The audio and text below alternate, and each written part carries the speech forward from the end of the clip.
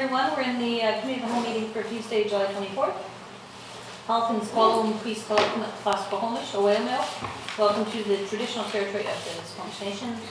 There is an agenda in front of the committee. I'm looking for Councillor Stout to answer the phone, and then I'm looking for a motion to adopt the agenda. Moved by Councillor Elliott, seconded by Councillor Race.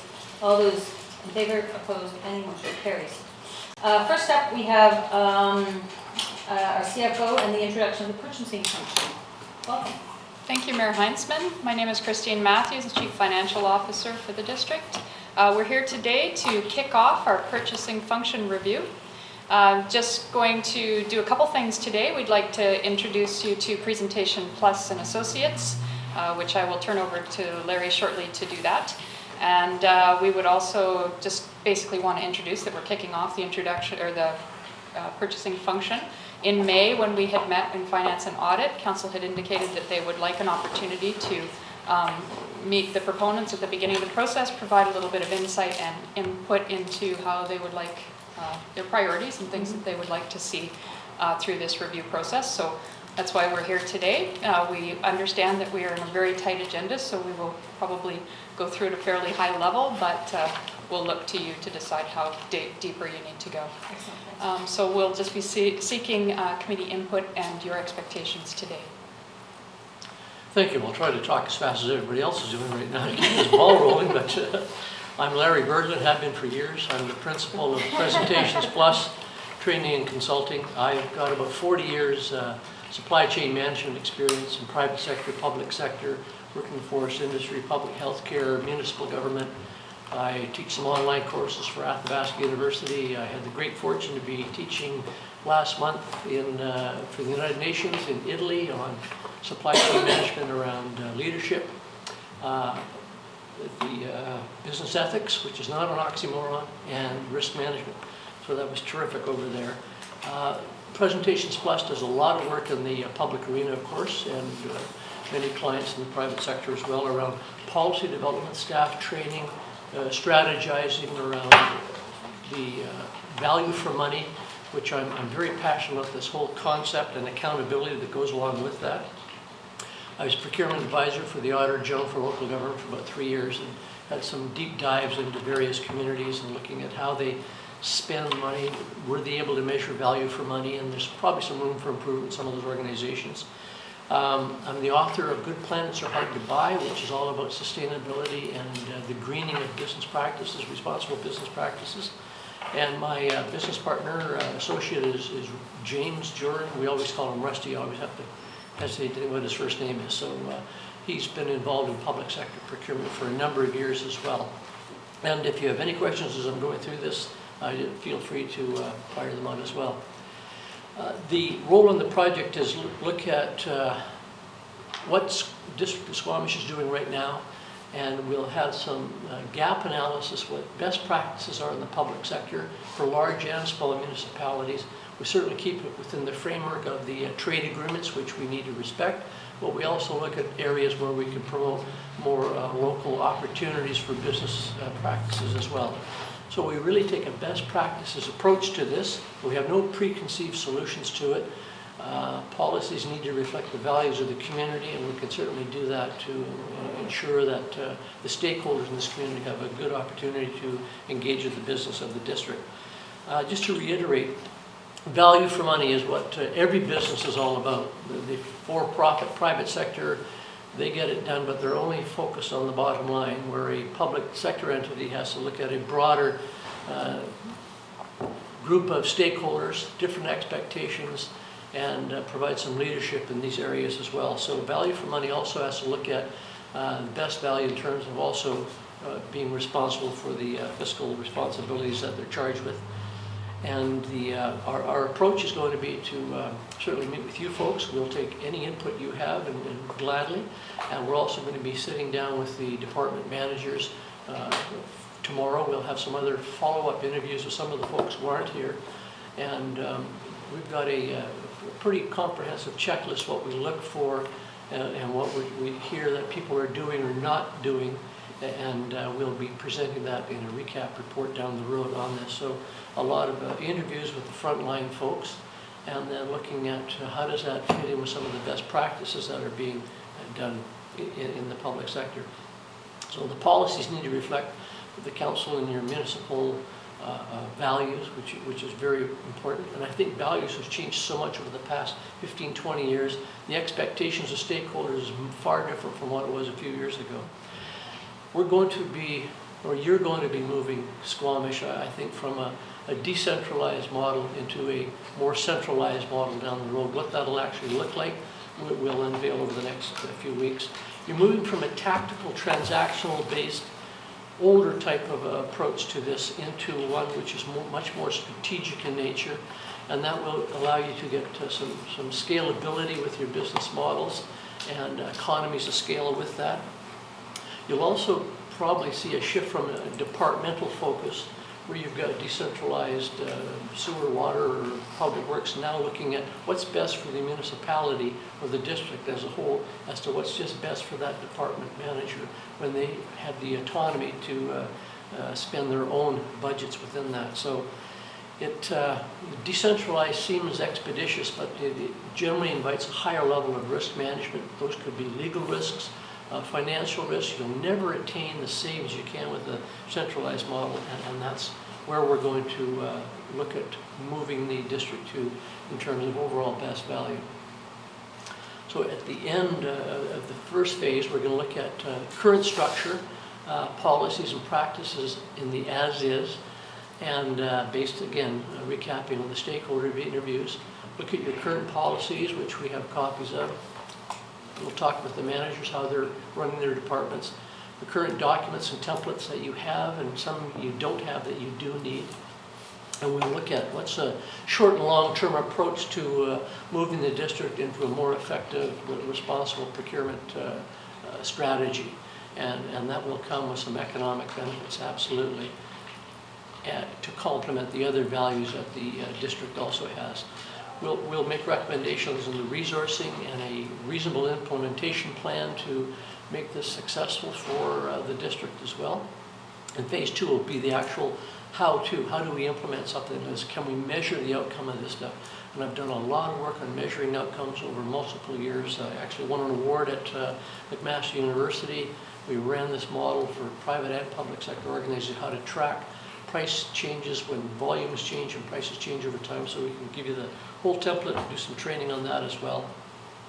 And that typically takes procurement into the role also with accounts payable typically has to be part of that. So key performance indicators and performance metrics typically have to come out of that as well. I'm a big fan. If you can measure it, you can manage it. And that's sort of the theme of our underlying reports. So we'll look for priorities that council sees as being number 1, number 2. Certainly general areas for improvement overall that you would like to see as part of the deliverables.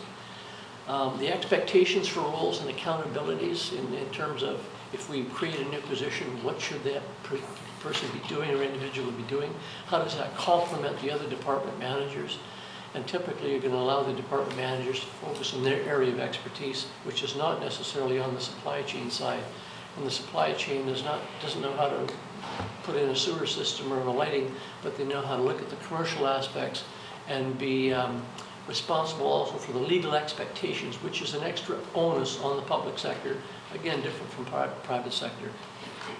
There may be requirements for further staff delegation. We'll look at the spending authorities that have been set up and the rules for engagement around those as well. And I think in this community, it'll be fairly easier to do than in large ones. Council directs staff, and so that you're ensuring that what you're talking about gets translated into the operational requirements of your department heads across your organization. I think that's a very important piece of what you need to ensure takes place. So I will certainly entertain any questions that you may have as well.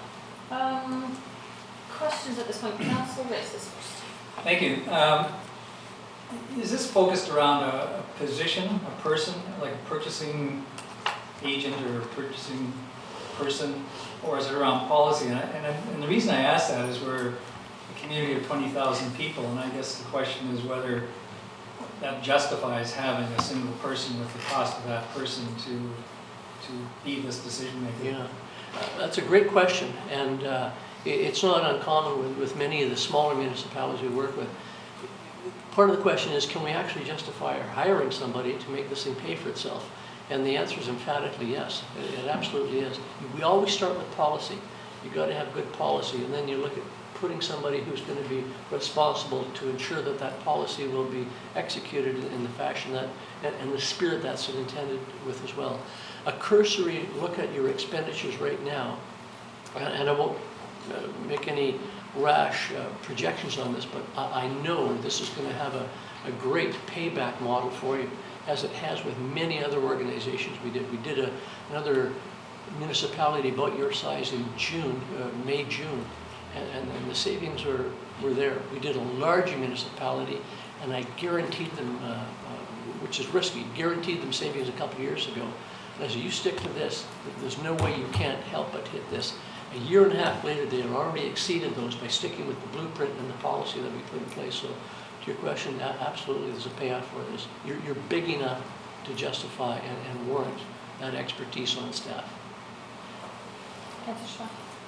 Thanks. Yeah, I was thinking about your decentralized versus centralized model, and you mentioned that we're a very small municipality, even though we have a high growth rate. Yeah. And to say decentralized, things run within departments, but I wouldn't exactly call that decentralized. We still have controls over management and supply chain through finance and other resources. Yeah. So when you're taking it into a different department, that just takes better managerial controls over all the expenditures over the departments? Well, there's a couple of things. You'll develop just, again, a cursory examination of what you've got up in the public domain right now with BC Bid. Your documents are inconsistent. Some have lots of boilerplate clauses or weasel wording, as we call it. Others don't. So you're going to have a consistent method of going to market, which provides you with protection. And likely one department head will be going out to buy something at the same time another department head is, and you're not getting the economies of scale that go along with that. So through the centralized policy and deployment, we'll give recommendations to the department. If you're going to buy a pencil or a truck or a laptop, go to company X, and so you'll be able to maximize the value just on the expenditure alone. Okay. Did you want to add to that, Christine? I was just going to say that I don't think we're entering this with any preconceived ideas, and I don't think the idea is overnight we're going to be in a centralized module. There will be a blend because we are still only 20,000 people. So we fully expect there's going to be some form of blend.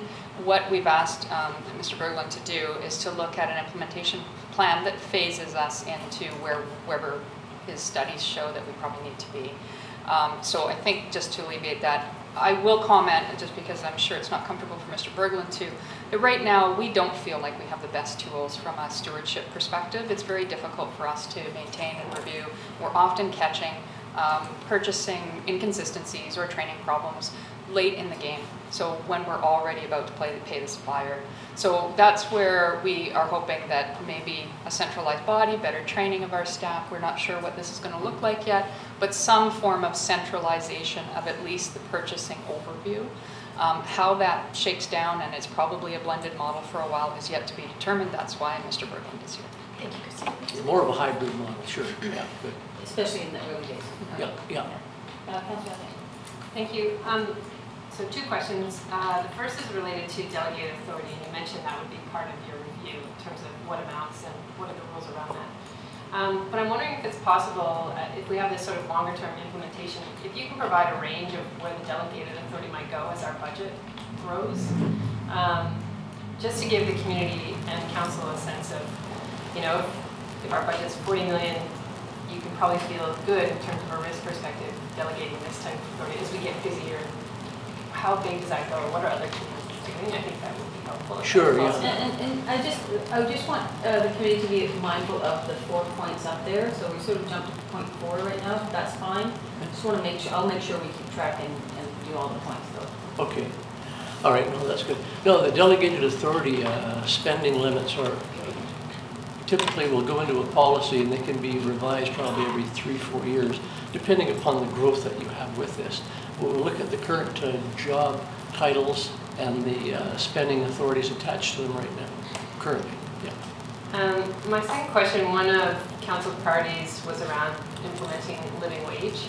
And while we've done that from a staffing perspective, one of the biggest pieces of that model is around our purchasing and ensuring that suppliers are providing a living wage to their employees. So are you familiar with that, and can it be incorporated into this review? I'm quite familiar with it. I haven't worked with, but Van City was one of the pilots in this, and I teach at Simon Fraser and other universities. I've met with the folks from Van City, had them come out and lecture. I've co-written articles with Van City on the subject matter, so that is certainly something that you could look at down the road for living wage policies, yeah. So why don't we focus in on council priorities? I know in the past we've talked about living wage, we've talked about, obviously, we've touched on a little bit about risk management within our purchasing policy. Green and socially conscious purchasing has been a topic we've talked about, and I'm sort of just throwing them out there for maybe to carbon footprint. And I know this is where we sort of get a rub with treaties and other legislation, but ensuring that we figure out a way to allow locals to be competitive in the process too. Yeah. And I'm sure there's others, but I thought there's a starting point for some. But then these are conversations we've had over the years that maybe you could just touch on. Well, a couple of things. Living wage, we sort of touched on. Risk management's inherent in everything. We can do some stuff, training typically around that, but a couple of things. In the templates, we would address your main legal risk associated with that, so that's fairly standard. Social procurement is something that I'm a big fan of, written articles on it, and strongly endorse. It's the power that every community has to be able to affect the living standards in the community is fantastic. And particularly in the public sector, with the people who face employment barriers as an example, there's so much more you can do with that. With respect to the trade agreement spending thresholds, as a strategy, your departmental managers are able to get together. Anything below the trade thresholds in terms of spending is up to the discretion of the council or its leadership to say, if we've got a contract for $1 million, you can't simply break it into small chunks to beat the trade agreement thresholds, but you can also do the social procurement strategies. If you're looking at social and economic development opportunities within Squamish, you're exempt from a lot of the trade agreement obligations to pilot studies with that, even if the spending threshold is over a value. But those are very strategic. They're conditional, but they can certainly be looked at with that. The carbon stuff, I've seen some language in your current literature that you look at renewable sources of fuel, etc. Electric cars and those sorts of things. Right now, they're almost unaffordable e-vehicles because they're simply not there for the masses to buy. So the carbon piece, you would have measured all your public emissions right now, most likely, over the past couple of years. We absolutely do, but we don't measure necessarily what we attribute to purchasing, for example. Okay. And maybe this is not the best example, but if our pencils come from Delta or if they come from Malaysia. Yeah. For example, not the best example, but I just try to.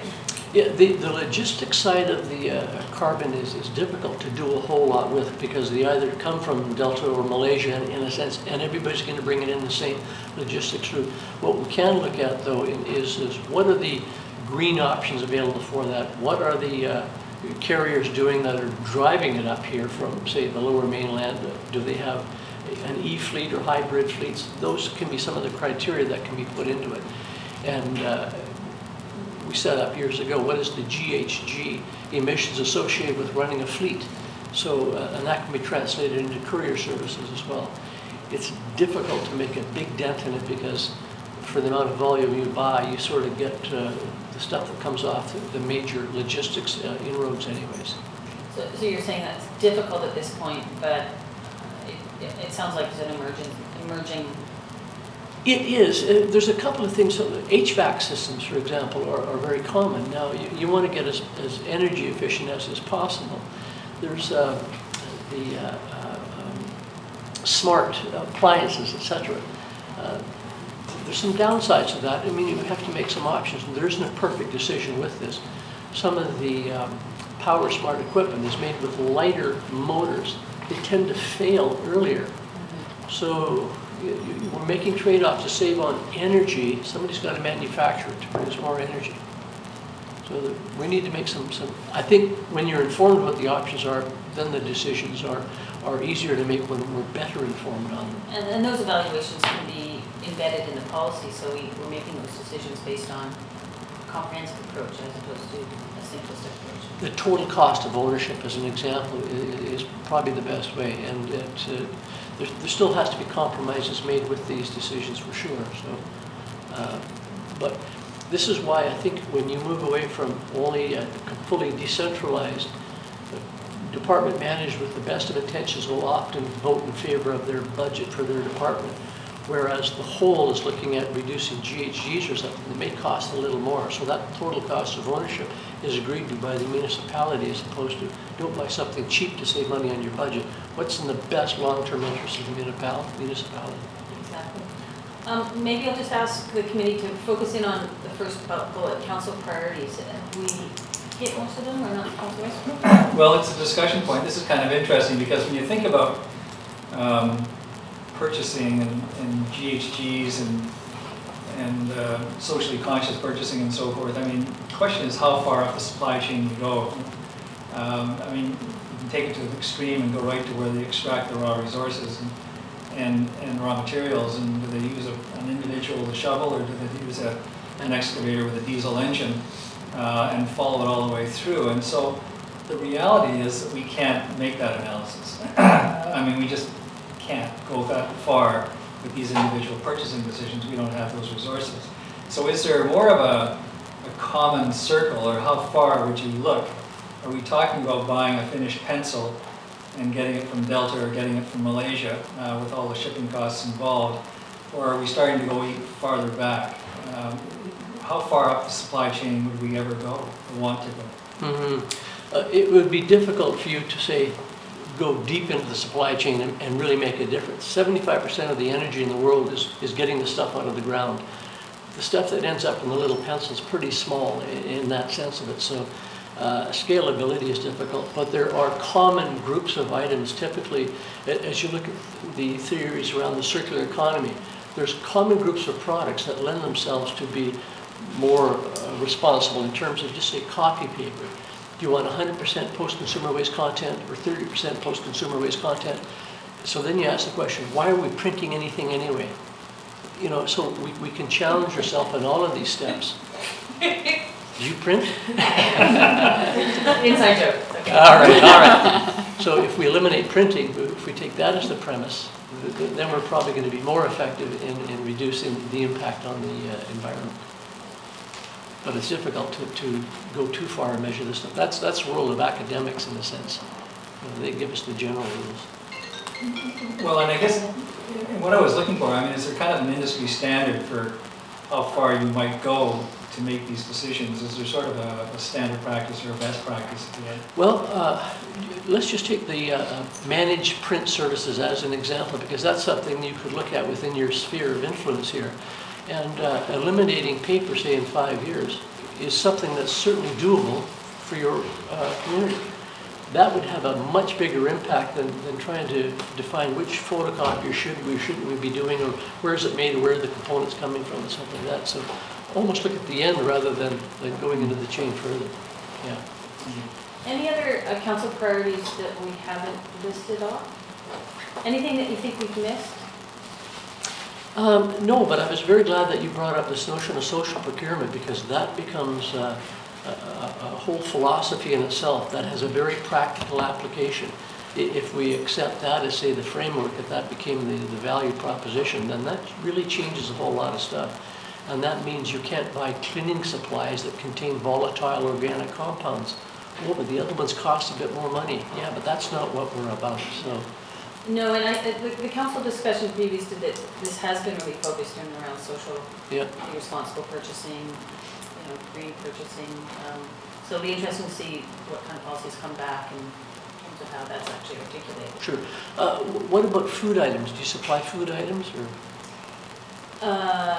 Coffee. Okay, so fair trade certified? Locally roasted, fair trade certified, I'm pretty sure, yeah, so. Pretty sure? Anyway. But the mayor doesn't buy coffee. Just for a heads up here. Our mayor That's doesn't what buy coffee. the devil's in the details with some of this stuff, Yeah. for sure. But, you know, local roasters are fantastic for social procurement and stuff. Any public events should be looking at those sorts of international standards, third-party standards are very But I think those are the things that council's going to be looking to consider. in the Yeah, policy, for sure. yeah. Well, I've got lots of experience in those areas, that's for sure. So we just have a few more minutes. Areas for improvement, any comments from council at that? I think really our staff are going to probably drive those pieces. Yeah, I think the risk management piece is critical for just ensuring that because it's interdepartmental and as we move up to centralized, I really think the risk management piece is going to be critical for all those. Is that exactly? I think that's foundational to why we're moving in this direction, for sure. Particularly with hired equipment, as an example, a huge exposure to liability and risk management. Yes. So if we don't have the proper language in our documents, you'll be exposed. Yeah, Yeah. I sat on the MIA board for a couple of years. They'd love us to get our risk management. Oh. Everyone, us being all over government. Yeah. And expectations for roles and accountabilities, I think we've sort of touched on that a little bit. Christine, is there anything else you'd like from us to make sure that we've provided enough? Well, I think what I have done, and Mr. Berglund was sitting down, we went back and reviewed the May Finance and Audit Committee. There was a lot of discussion around some aspects of that. I think for us, we're just looking for comfort level tolerances with roles and, you know, it's a conversation of decentralized and how comfortable council is with what role you want to play in procurement if we were to get proper you know, safeguards and risks and abilities to monitor and review. How comfortable are you with more tolerance and things like that? So that would be just sort of a temperature check there. I don't know if you have anything else there.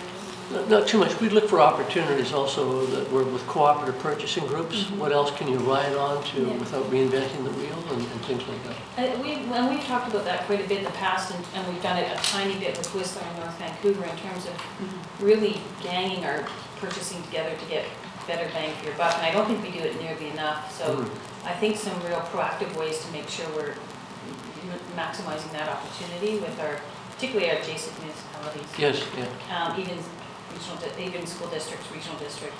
Yeah.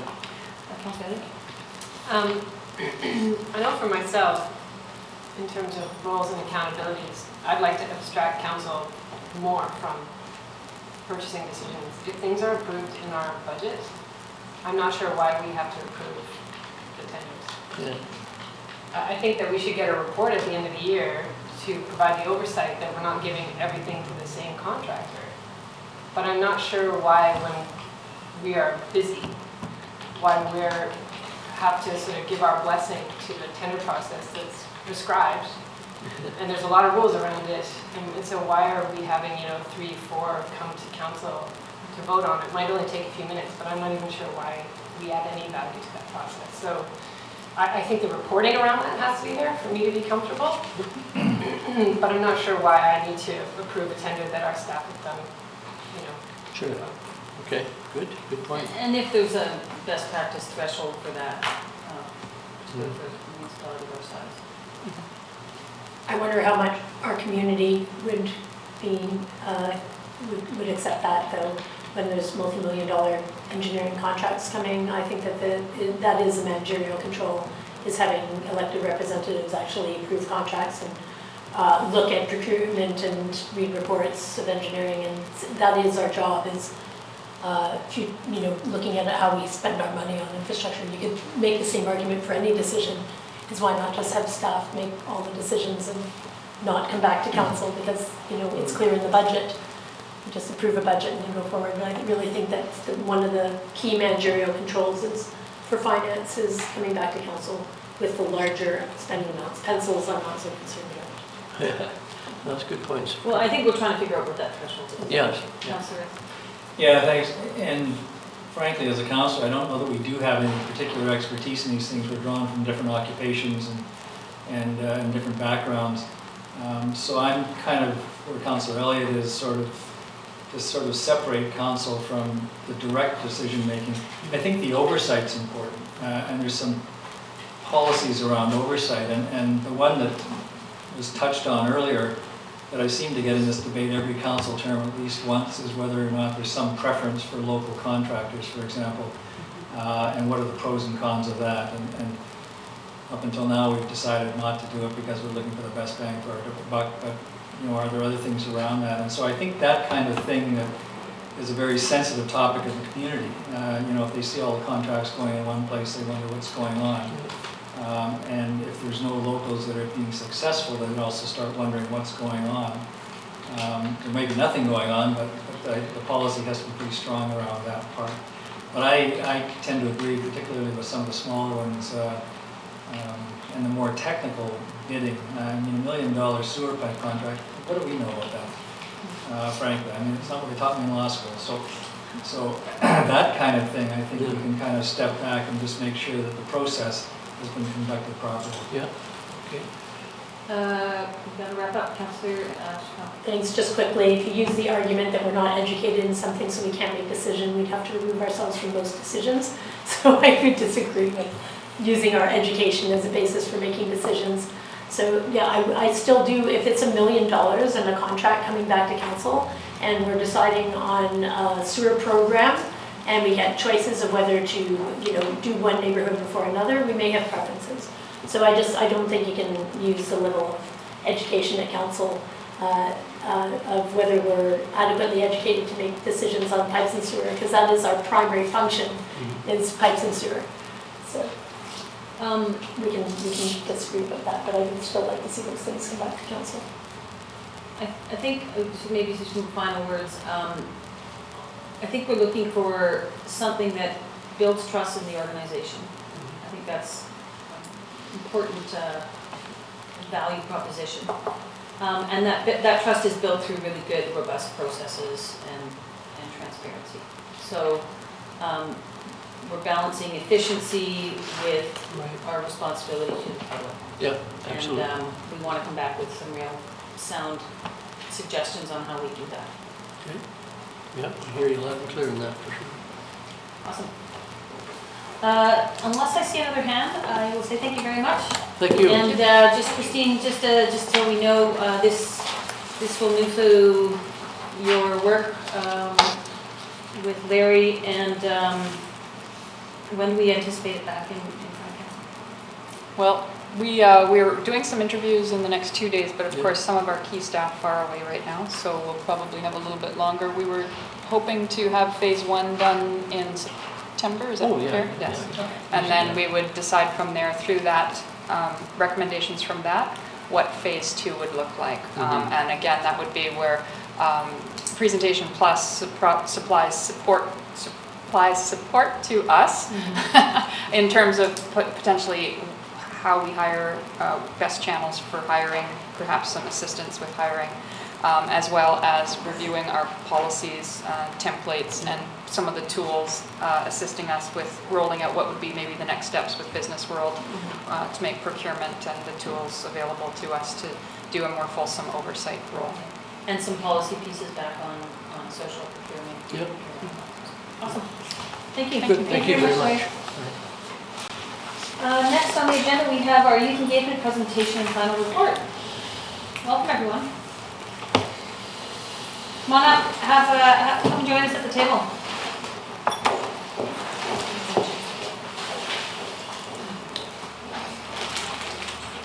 Hi, guys.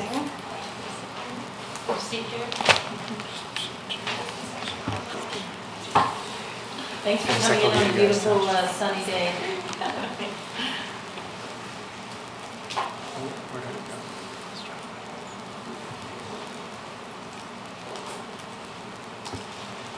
You guys pass these out to.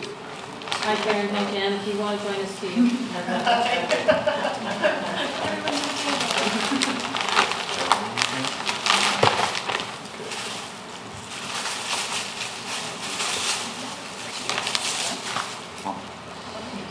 Just go.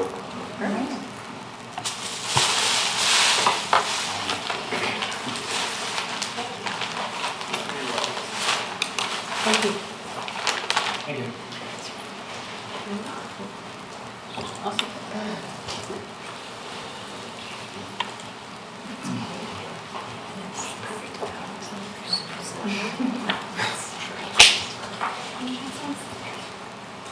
Whenever you're ready. Yeah, I just gotta pull it up here. Waiting for the Thank you. technology to catch up. Yeah. We're almost there, so I'll start.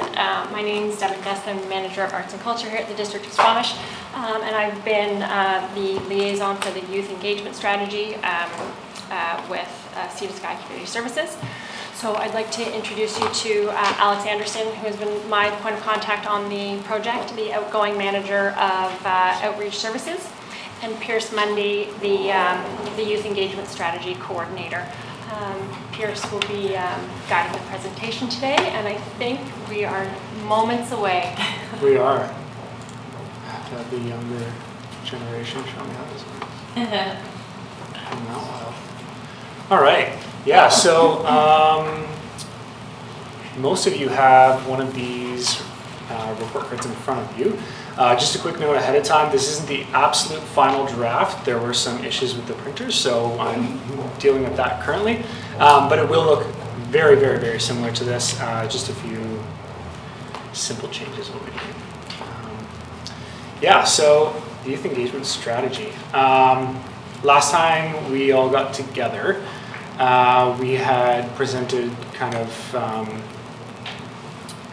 where we've come from and how we got to our kind of turning point in the whole program. So we set out knowing that the project would be nothing, obviously, without the voice of the Squamish youth. And in this in mind, we worked to create an environment that supported a completely youth-led project. But as we talked about last time, we really needed to find a directional kind of point to run in with the youth so that they had a vessel to work with to have their voice heard. So that kind of led to our big shift. In that shift, we came to what you see in front of you, which is a report card. Now I'll get to that in a minute. Some of our expectations. So we obviously needed an incredibly large youth involvement and interest into the program, or else it's not going to work, because it is their voice that we're trying to get across here. We wanted a really diverse group as well. Many of you know that Squamish tends to have a very one-dimensional look towards the outdoor activity world, and as much as there are tons of youth in Squamish who really enjoy that, we wanted to hit a really broad scope of the youth who are involved in this community, because everyone has different interests and hobbies and passions. We also wanted to voice the real concerns. So we needed to find areas where the youth were like, yes, this is something that I want to see change in, or this is something that it creates day-to-day issues for me, or this is something that is working really well. And then we wanted to gain that knowledge of what they want to change, and then find a way to have that voice projected out. So, in terms of the process, there were a lot of parts that were involved here. So we reached out to the schools, obviously, because that's where most of our youth are. We did some social media outreach as well through different campaigns and through movie nights. We then eventually created the group, some of which you see here. Some of them are really... Yeah, of course, my apologies. So, I'm Brandon. I'm Chloe. I'm Caitlin. Welcome, guys. So these are three of our main group was around 8, and that fluctuated weekly because everyone's involved in 100 extracurricular activities. But yeah, it was awesome. So we also held some free events that had prizes. For example, one of our first events, we gave away a GoPro, and we had tons of free food and that sort of stuff to bring the interest in. And then we got to the point where we created the survey. So the youth got together with us, and we kind of pinpointed which areas they wanted to focus on. And from that focus, we started to create questions around each area. We didn't want to make the survey really long. We wanted to make it short and to the point. So each area that you see in there only had 2 multiple choice or letter answer style questions, and then one where they could write an answer. And then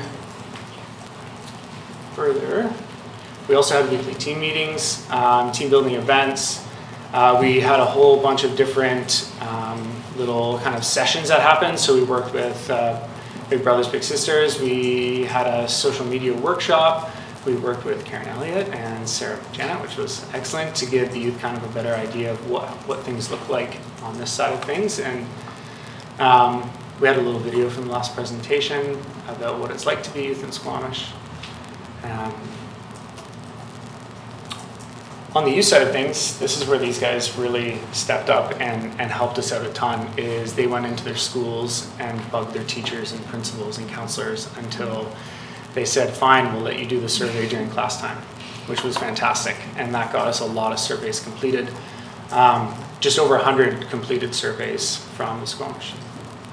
Then we got together and kind of took a look at the analytics and survey responses to see kind of what feedback we were getting and how we were going to organize that into the report card. And yeah, what we're going to do to solve these things that we were learning about through what the youth were saying. So the outcome, obviously in front of you we have the report card. So this is the gathering of that youth voice is what you're looking at now. As I talked before, the survey questions directed at specific categories, the data collection, and then each category giving a grade A, B, C, D, or F. Don't worry, there's no Fs. The data is great because it helps to show where the youth were being reached and also where there was a lack of resources, funding, information, or services. Not necessarily all of those things. It could be just one little category where we just need to get more information out there. So why did we do a report card? Well, I mean, there's a ton of different reasons. We thought it would be a nice, simple, easy format to work with. It's taking these categories and just making them really simple. It's like, this is the grade you were given based on a median amount, kind of grade average through those questions.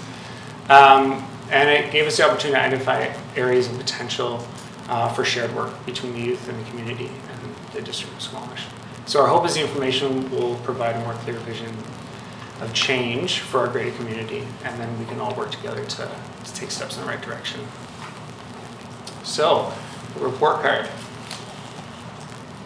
You have your table of contents and some of the people that were involved in making this happen.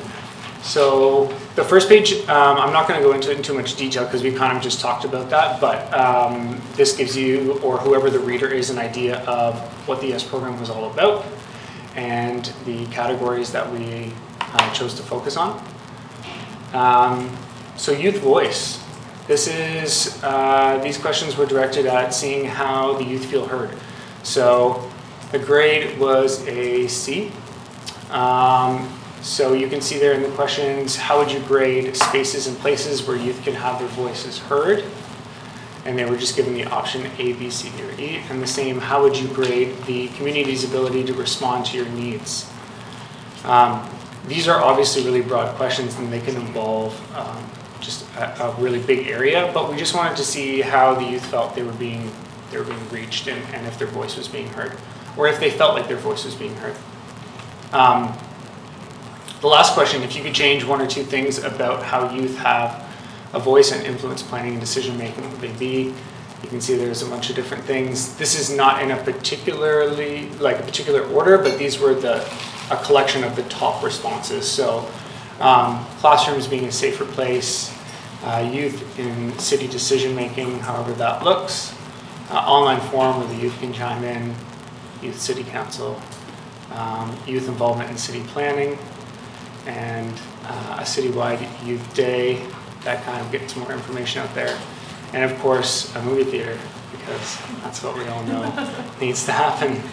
That might be a running theme through the rest of this presentation. Why don't we stop on all these and have a bit of discussion about them? Absolutely, yeah. I think in particular, some of the suggestions are quite interesting. Yeah. I know my first term on council, there was a youth city council that I think would come in a couple of times a year, and they actually, if I remember correctly, I'm looking for Robin to remind me, but they actually came in with a presentation on how to improve the corridor trail in and around Lamplin Road to Garibaldi Way, and council actually directed like directly took their input and made a direction from it. So we did talk early on in the term with the high school about redoing that, and didn't get a lot of uptake from the leadership programs, that type of thing, but I think it's definitely something that I think is worth pursuing in September or in the year. So, Yeah, I think it's definitely about creating the structures so the youth can look at it and be like, okay, this is in place. All I need to do is step into that role. So bridging that gap a little bit. Really interested in getting your thoughts on the youth involvement in city planning and city decision making, because as you can see, this is generally the form that we have for committee, generally the form we have for a decision-making body.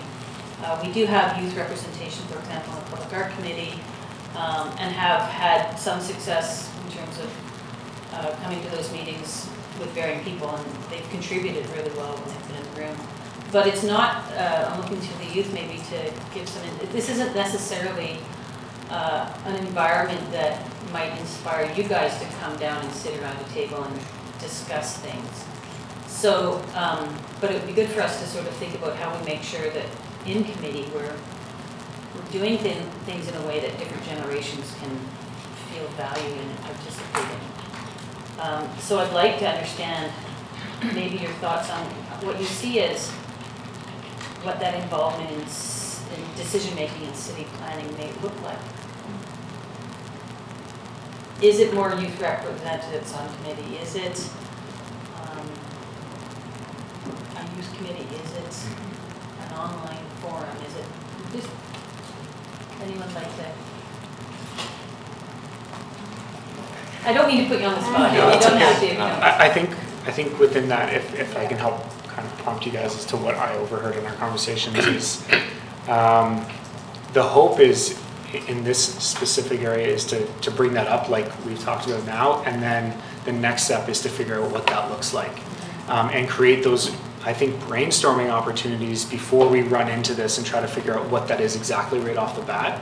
I think just creating that space to be like, okay, this is what we're trying to figure out. How can we collectively do this between council, youth, and everything in between? Yeah, we had a World Cafe in, I guess, our second year that we got a lot of good feedback from and lots of participation. And maybe it's those types of forms. I'll go to Alex and I got Susan in the camera. Just one little quick point, because I've heard it from our group as well, is just that the language, like terminology and vernacular, can sometimes be a barrier, right? So in the World Cafe, I was just thinking of that when it's directed and sort of targeted, makes a really big difference, I think, right? The session we had with Karen and Sarah really helped to like break down some of the terminologies that can be confusing and really understand what it is that's going on in city planning for youth, and like what about it matters to them, like what are the pieces that they would be invested in, right? It's not necessarily sewers and, you know, what you're talking about before, like it's not necessarily that, right? It's flushing the toilet. Right. It's like ground level, that's right. Councillor Scott. Are there forums that are already in existence that we can pay more attention to, that are already, that forums that the youth get together and chat in, that instead of asking you guys to come to us all the time, that we can actually pay attention to, that we can engage ourselves in? Yeah, I believe. Not yet. Not yet. It's a great I suggestion. think that's the fundamental thing, is we want to make sure that the engagement is meaningful for the youth, and not just meaningful for us. Yeah, absolutely. Yeah, no, that's great. And I think creating those avenues and forums and just making them known, and I mean, they're going to take a while, like anything does, to kind of gain momentum, but I think once they do, they can be really helpful. Absolutely, using channels that youth are more engaged in social media. I know Facebook is old school now for most of youth, and so for us to move over into different venues of social media as well, so that we keep the youth engaged, because right now we're still using old venues of social media. Okay. Just building on what the mayor said, I think my interpretation is, and correct me if I'm wrong, is that the youth need us to go to them with relevant conversation rather than hoping that they'll come to us. Is that true? Like you'd rather us come to where you are versus having to come in and sit in the committee. It's okay, there's no wrong answer. Yeah. There's no wrong Yeah. answer. I'm sure that would be the top on, like the top use list is come here. It wouldn't be. Yeah, Yeah. it's like, unless it's like a program like this maybe, but so much. I'm not quite sure how to word this. What I'm saying is basically it's kind of hard to get youth engaged and actually caring about this kind of stuff. Yeah. No, I think that's really valuable. I think absolutely, we want to make those opportunities where we're out doing the outreach. But it has to be meaningful to be inspirational for you guys, right? And to make sure it's. You know, what's really interesting is we talk a lot in our city planning and our multifamily design about spaces for families, but our assumption is always that they're young children. And so even our strata is struggling now because the young children that moved in are now approaching their teens. And there's no basketball court, there's no outdoor space where they can get away from parents and sit or hang out. So it's really interesting that we're designing for one age bracket and neglecting, like our conversations are never about like, are there monkey bars or more difficult? Like our playground in our strata is for like preschoolers, but we all have like kids who are, you know, grade 5, 6, 7 now. So it's really interesting that we're not sort of planning our community for the whole range of youth. We're really focused on little people. So this helps really highlight that for me. Why don't we, councillors. Yeah, thanks. So in my time on council, I think from my perspective, one of the most successful events we did have was that cafe. And that was related to the OCP, which was a major community issue. And so I'm thinking that something like that, where we bring, maybe on an annual basis, 1 or 2 key decisions that are facing us. Because frankly, as the mayor said, I mean, you don't want to be part of every decision. I mean, it'll drive you nuts. So, but I think there's some really key decisions that we really would welcome youth input on. And maybe those are the ones that we have to identify. Because part of it, for me, is getting the input. The other part is, we use this term engagement, is getting youth engaged in the political process. Because as I look around the table now, you're not going to be voting in this election, but you are in the next election. And you can make a difference. You know, these votes count. You can run. And you can run. So that's the thing, is to make sure that people don't just become engaged when they're 35 and have a mortgage, that now they're engaged from the time they're 19 on, and they're taking part and understanding that these things, these decisions that are made in here really do affect you. So it's getting kind of that part of it as well, and making sure people understand that. And if we bring certain key issues, maybe that'll cause that excitement, maybe it'll cause that interest. Anyway, I welcome your comments on that. Just a real quick suggestion, because I love that idea, but I would push it one step further and say to let youth have a say in what those issues actually are that they get to have a voice in, right? Because I think that's something that as adults we sometimes are guilty of, all of us, is even just not taking it that one more step to say, yeah, you know best what you care about, right?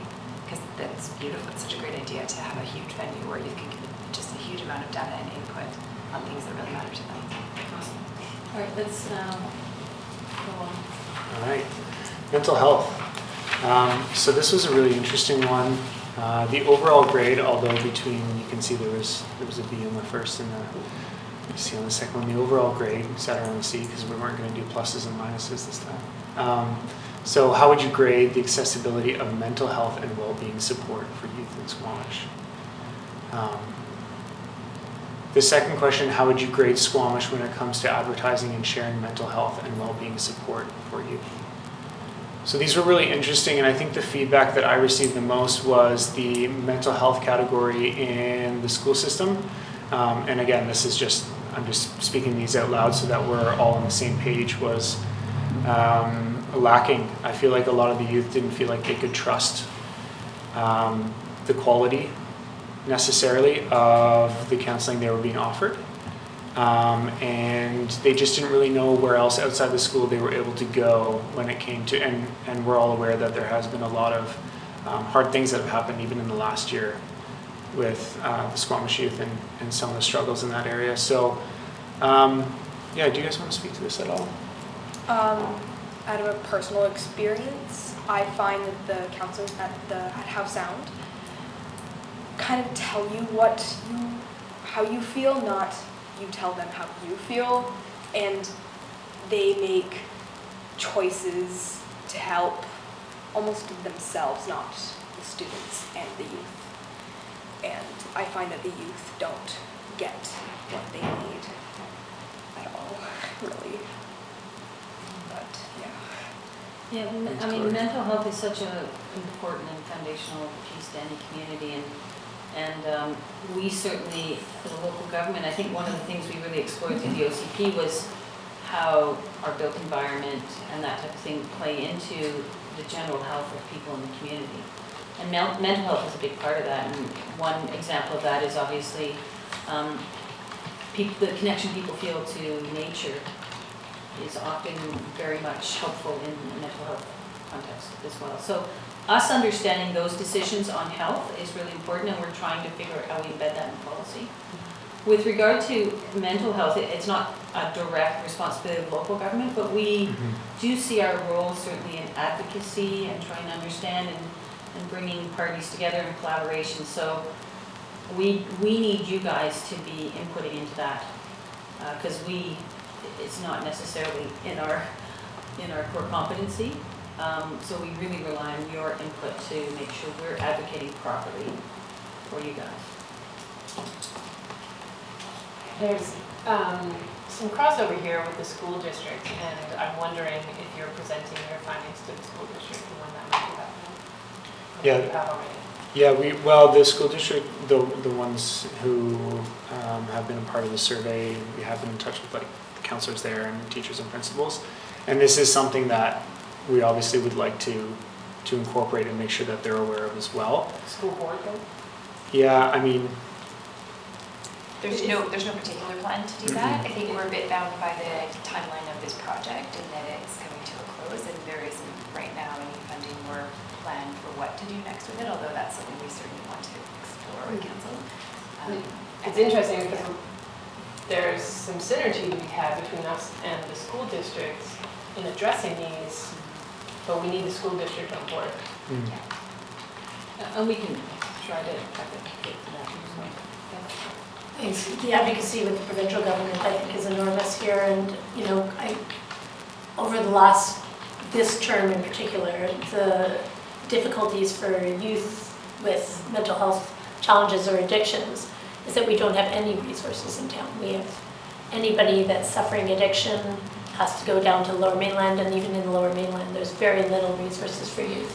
Chilliwack just did a really innovative project, and I think we should look into that, where they are they're opening a house specifically for youth.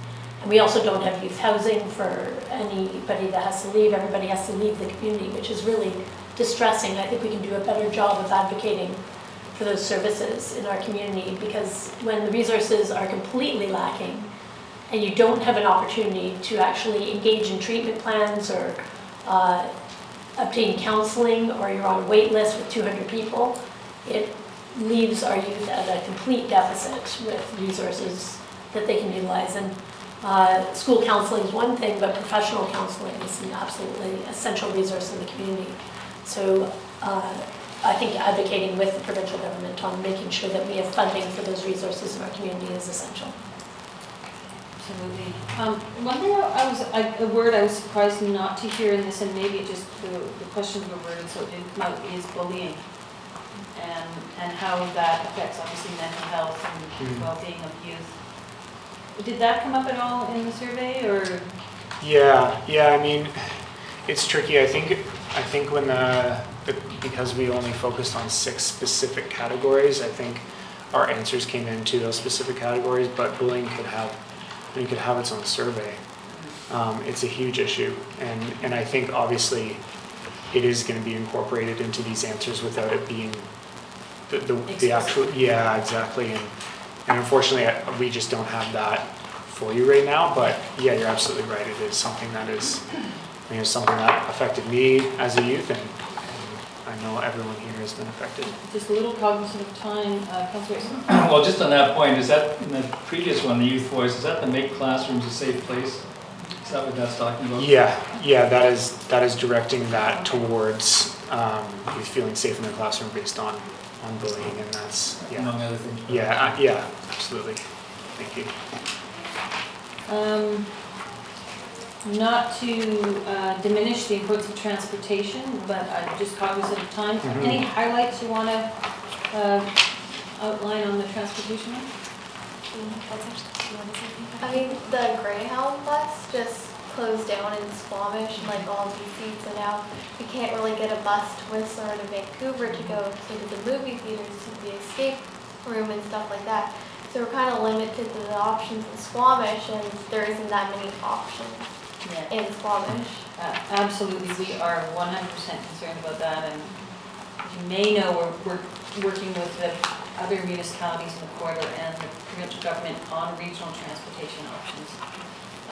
Hopefully, with Greyhound's announcement, those will actually get ramped up and accelerated, because currently the plan is not to implement anything until earliest would be next September, so a year from now. Mhm. But yeah, it's a major concern, absolutely. Yeah. So just two highlights in this area. Mainly, it came down to just more and quicker were the two main points that we got, and something a little more cost efficient. I don't see Dora in the audience. She's our transportation and sustainability coordinator, but our goal is to get it down to, essentially it'd be great to have every 10-minute buses. Mhm. We need more density in the bus routes to get the ridership to justify it, but we're working on it, and it's important that you guys keep articulating how important this is to you guys, because that makes sure that the decision makers are hearing that voice as we contemplate budgets. Perfect, thank you. Again, this is going to lean a little more on the school district that we spoke about earlier, but education and learning. So this, and going back to the bullying side of things, how would you grade school spirit and culture? That definitely has a play into how that graded. And then how would you grade Squamish when it comes to adapting and responding to your learning style? So again, it's not directed necessarily specifically at this table, but it is just an overall voice of how the youth are feeling in terms of the education and learning, and a lot of it is in there, more hands-on learning, upgraded computers, more opportunities to be creative, and that can be even something that leans towards a youth center having more, or even Brennan Park having more opportunities for hands-on learning and different things that can happen in there. I love that you've recommended restrict smartphone use. Yeah, I mean, it's on both sides here, so yeah, it's. When you learn how to do that, let us know. We'll be sure to send you the whole template on what to do there. Yeah, do you guys want to speak to that at all? Is it okay if I say? Go ahead. I find that the teachers do talk a lot about different learning styles, and especially in the grade 10 planning classes, they talk about how everybody's different, but they never do anything with that information. They kind of show us that, hey, you're this kind of learner or you're this kind of learner, but they just do it the one way, how they've always been doing it for years. And it's difficult for people who say are more of a visual learner or they're more hands-on, and another person just completely understands because they are better listeners and the teacher's a listener, and they get that, but the other students are just left out. Yeah, no, thank you. Youth spaces. This is a big one. A lot of answers and responses to these. This is graded to C. So how would you grade the availability and quality of youth spaces in Squamish? The other question being, how would you grade the availability and quality of organized activities for youth in the community? And would you hang out at the Squamish Youth Center? Why or why not?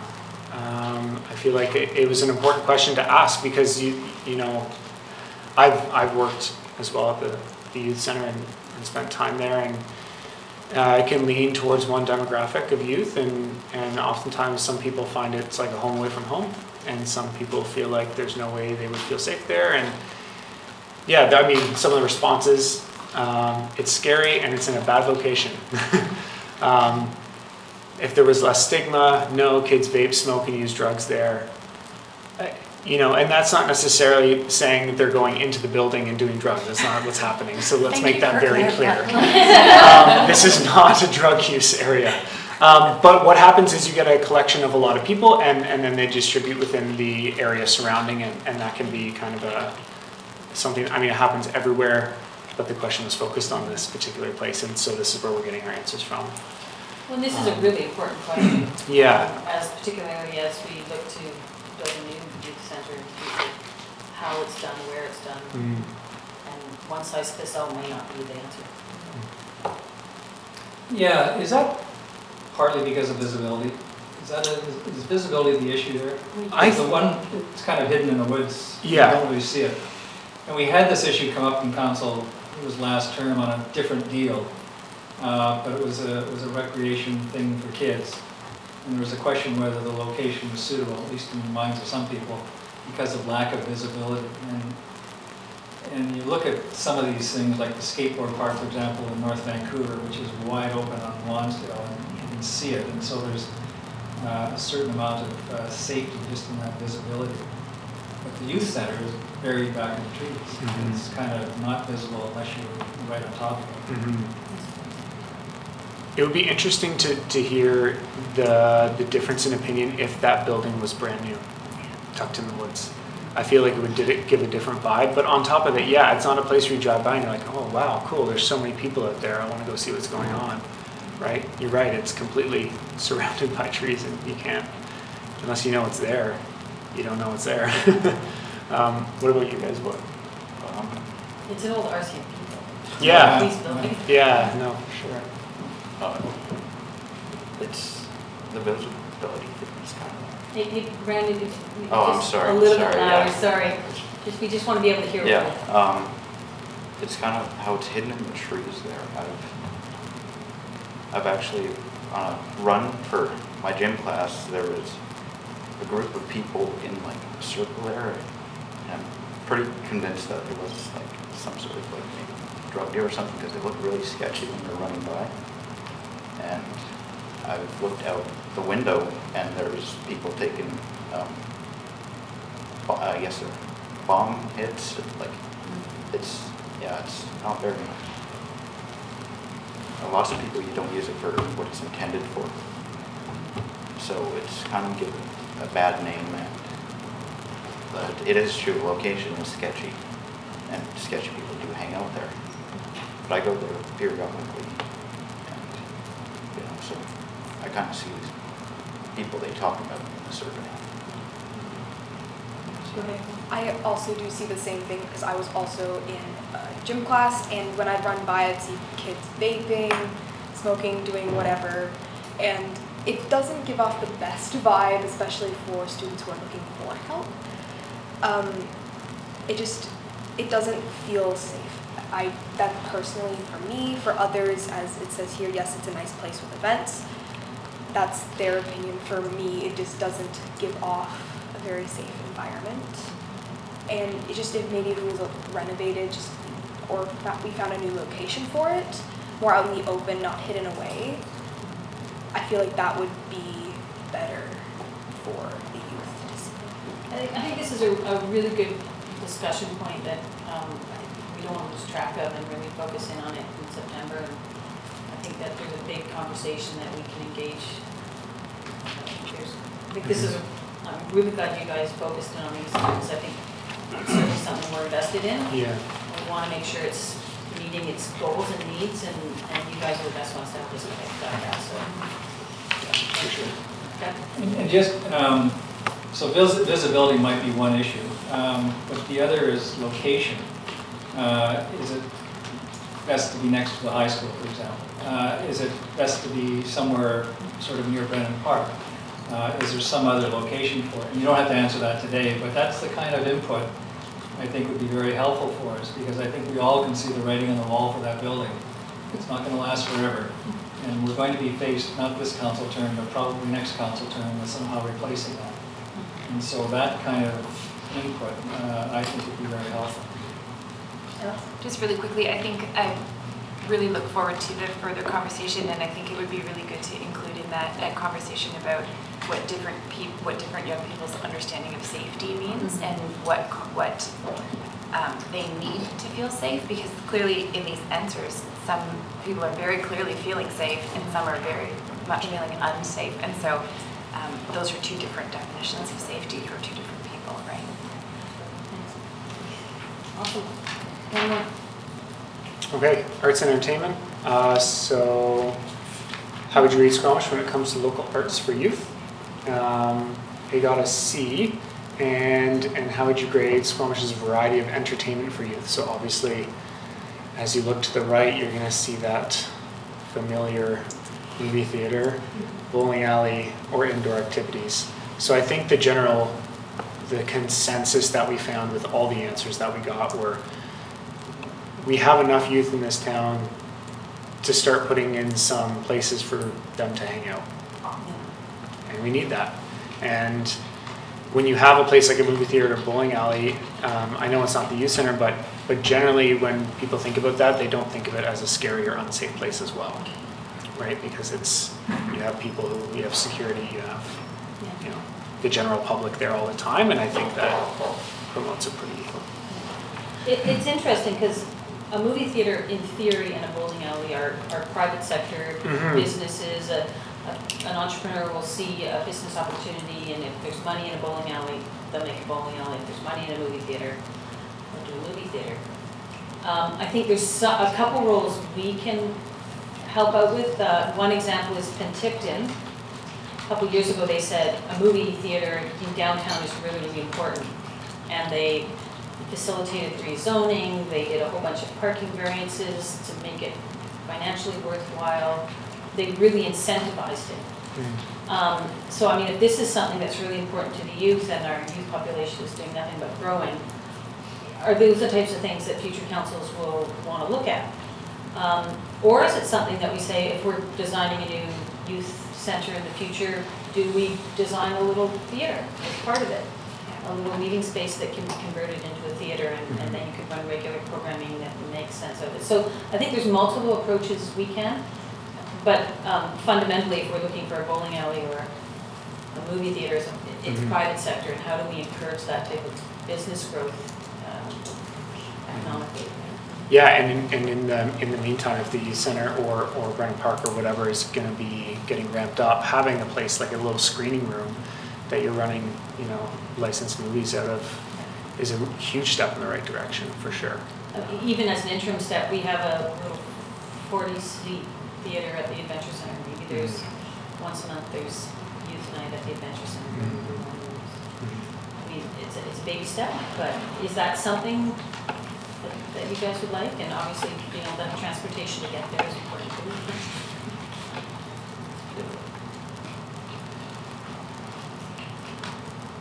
I mean, I don't think it fulfills the long-term goal, but if we can figure out some short-term fixes while some of these bricks and mortar things take a couple of years to actually physically build, let alone get the investors or strategies in place to pay for it.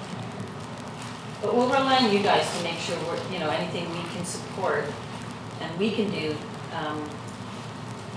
that it's a collaboration, so that we're not just doing something that makes us feel good, but it's actually meeting your guys' needs.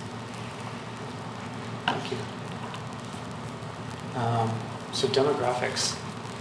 So we just took a few demographics to the survey to get an idea of how many years these youth have lived in Squamish. The top is the age group. The other part where it says how old, that's an error. And it's supposed to be how do you identify? Male, female, trans, or other. Okay. And then, we asked where these youth were born when they filled out the survey, and we had pretty amazing list. Yeah, so we just thought it'd be really important to share some of this information with you to see that it is a very large demographic of youth that are coming from a wide variety of places. So what's next? I guess is the big question. So having the report card adopted, and I guess the opinion from the youth side we heard was we want it to be taken seriously. We want, and obviously even through this meeting we've seen that. I think we're on the right track. Start creating a plan to execute. I'll expand more on that in just a minute. Positive changes for youth, and then use the information that the youth engagement strategy has given Squamish to create a more youth-friendly place to live, which is what we've spoken about. So what worked well? The things that worked the best in terms of outreach to youth, just so you guys are aware of kind of what we found was good, was going into schools and asking youth to partake was definitely more beneficial than social media or poster campaigns. Okay. It worked best when the youth outreach for survey support at their individual schools. So handing them the information and them going into their classrooms and running with it was definitely very effective.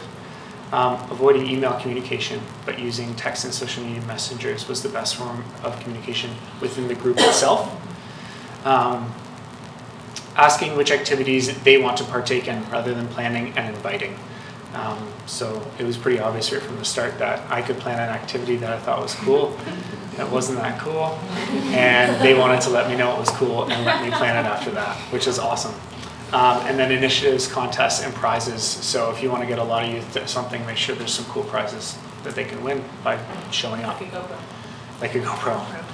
Some of the challenges was getting time in the schools, just with, you can imagine how busy teachers and counselors and principals are with the education system as it is, but as well as, most of these youth who are in school are really busy with that and extracurricular as well. Youth planned events were poorly attended based on location. So the reason I put a star there was because our main location for some of these events was Brennan Park. It was at Brennan Park, and as much as it is a decent facility, it didn't pull youth in the way it could have at maybe even an outdoor event or screening event in like the park downtown or anything like that. It just, again, if I'm not mistaken, has a bit of a stigma around it sometimes, and yeah. And Park does? Even children? Yeah. So. Yeah, go ahead, look. For Brennan Park, a lot of around it, it's looked on by the youth, so kids in Howe Sound or even in Don Ross, as very childish, more for the younger children, younger primary grades, not for teenagers at all. Okay, interesting. Of course, conflicting schedules. Conflicting schedules and after-school commitments. So you can imagine how busy all these youth are with all their extracurriculars. Low participation based on association and free time. So if the youth decided, it was associated, for example, with the youth center, with Brennan Park, or with, whatever it may be, sometimes that could alter the amount of people that would show up. Advertising in general, poster campaigns and that sort of stuff, it's just not working. It just doesn't work. Sorry. And then commitment from peers. And that's on kind of everyone involved. And you guys found it hard too to get a commitment from even friends who are like, yeah, I'll come. And it's like, maybe I won't. So some things that helped with that was even making sure you had to get a ticket to come in. And that's something we found really helped. Instead of just like, yeah, show up if you want to. It's like, no, if you want to come here, you need to come get a ticket. You need to participate in that ticket can win you stuff. So how can you help? From the report card, our suggestion is to pick one of the C-graded items that you can act on immediately. Help the youth feel heard by referencing this report card when changes are being made, and ask first. The youth want to be involved. We believe this will create a foundation of trust between District of Squamish and youth to build towards a healthier place to grow up. So I think the key from what I personally noticed in the whole program was that the youth need to trust that something's going to happen if they're going to participate. So if they feel like they're going to get their voice out there and nothing comes of it, they're like, you know what, I'm not interested because you didn't listen last time. And I think that's fair. And I'm not referring to something specific, by the way. I'm just saying that's the kind of mentality behind it, and that's what we want to break completely, is change it to that feeling of, yeah, I can voice this because there's people listening, and there's people that want to help, and there's people that want to change this. Top 3 suggestions, go figure, number 1 kind of stands out again with our movie theater. An upgraded youth center, which we spoke about, and more available counseling opportunities with certified counselors, whatever that looks like. And again, that can be part of that next step in planning. Yeah. Okay. Here we are. It's our turn. It's your turn. Tommy, our turn. Yeah. Thank you. I know this council has been really, has a lot of conviction in making sure we create the foundations for a much better youth involvement, youth empowerment, youth in our decision making into the future. I think we've made baby steps, but there's a long way to go still, and this really outlines some opportunities for us. Don't forget the Black Panthers playing this Friday, so movie in the park. But I'm looking for a motion. This is really, thank you very much, all of you, for your work. This is really important work. One of the challenges with youth is they grow up. I mean, it's an opportunity too. But the problem is that you get these great, like Caitlin and Chloe and Brandon, who are really involved, but they mature and they finish school and then they go to university, and so making sure that you guys are mentoring the younger kids to keep that torch going as generations get older is really important too. But I'm looking for a motion that we receive the report and refer it to staff to, and I'm looking for the CAO to just make sure I'm getting this okay, but refer to staff to come back with some recommendations based on particularly the C grades and what we can directly work with the youth to move forward in the future. That was a really long motion, but if we could shorten that a little bit, I'll move that. Is there a second? Second by Councilor Gillett. Any final comments from anybody in the council? Any final comments from Karen? Thank you so much for this report card. I mean, it was such a treat for Sarah and I to join you at that workshop that afternoon, and I think when Sarah and I left, we were sort of bubbling with the ideas that we had. And this, I am once again going to walk out of this meeting with lots of ideas about how we can make things better. And that's where change starts, with ideas. And so I really appreciate the work that you guys put into this. I know it's a lot of time and effort. And certainly I look forward to doing some of these things. Thanks, Beth. I'll call the question. All those in favor? Opposed? Motion carries. Thank you very much, and thanks for taking time out on a beautiful day to come and chat with us in our committee. And I think this is a fantastic start. Thank you. We really appreciate your time. Thank you. Thank you. Why don't we take a few minute break so council can relieve themselves if they need to. All right, welcome back everyone. We are in the committee of the whole meeting for Tuesday, July 24th, and we are on item 3.3, which is the Brennan Park Public Engagement update. I'll pass it over to Tim, who will introduce staff. Great. Thank you, Mayor and Council. My name is Tim Hoskin. I'm the Director of Recreation Services. I'd like to introduce the project team. Unfortunately, a lot of them are away on vacation right now. Camilla Say, Neil Plum, Elaine Naspy, Robin Arthurs, and Tasha Golbeck. And MODUS, we have a representative from Sarah Gillett, who will be delivering most of the presentation today. Is this one right? Yeah. So just a very brief background. As we all know, the Recreation Center requires replacement for significant upgrades and expansion. We're a very quickly growing community, and already our program space is at capacity, and we have a wait list for most, if not all, of our programs now.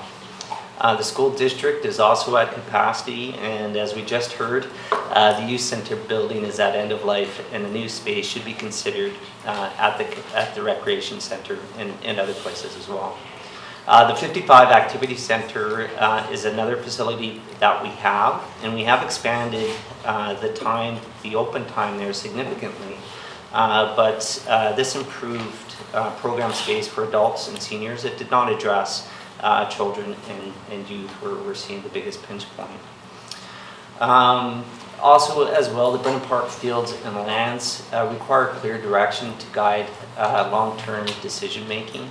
As we know, Brennan Park has been mostly built by passionate volunteers and community groups to see the facilities that we have happen, but it's been done relatively ad hoc without an overarching vision and goals.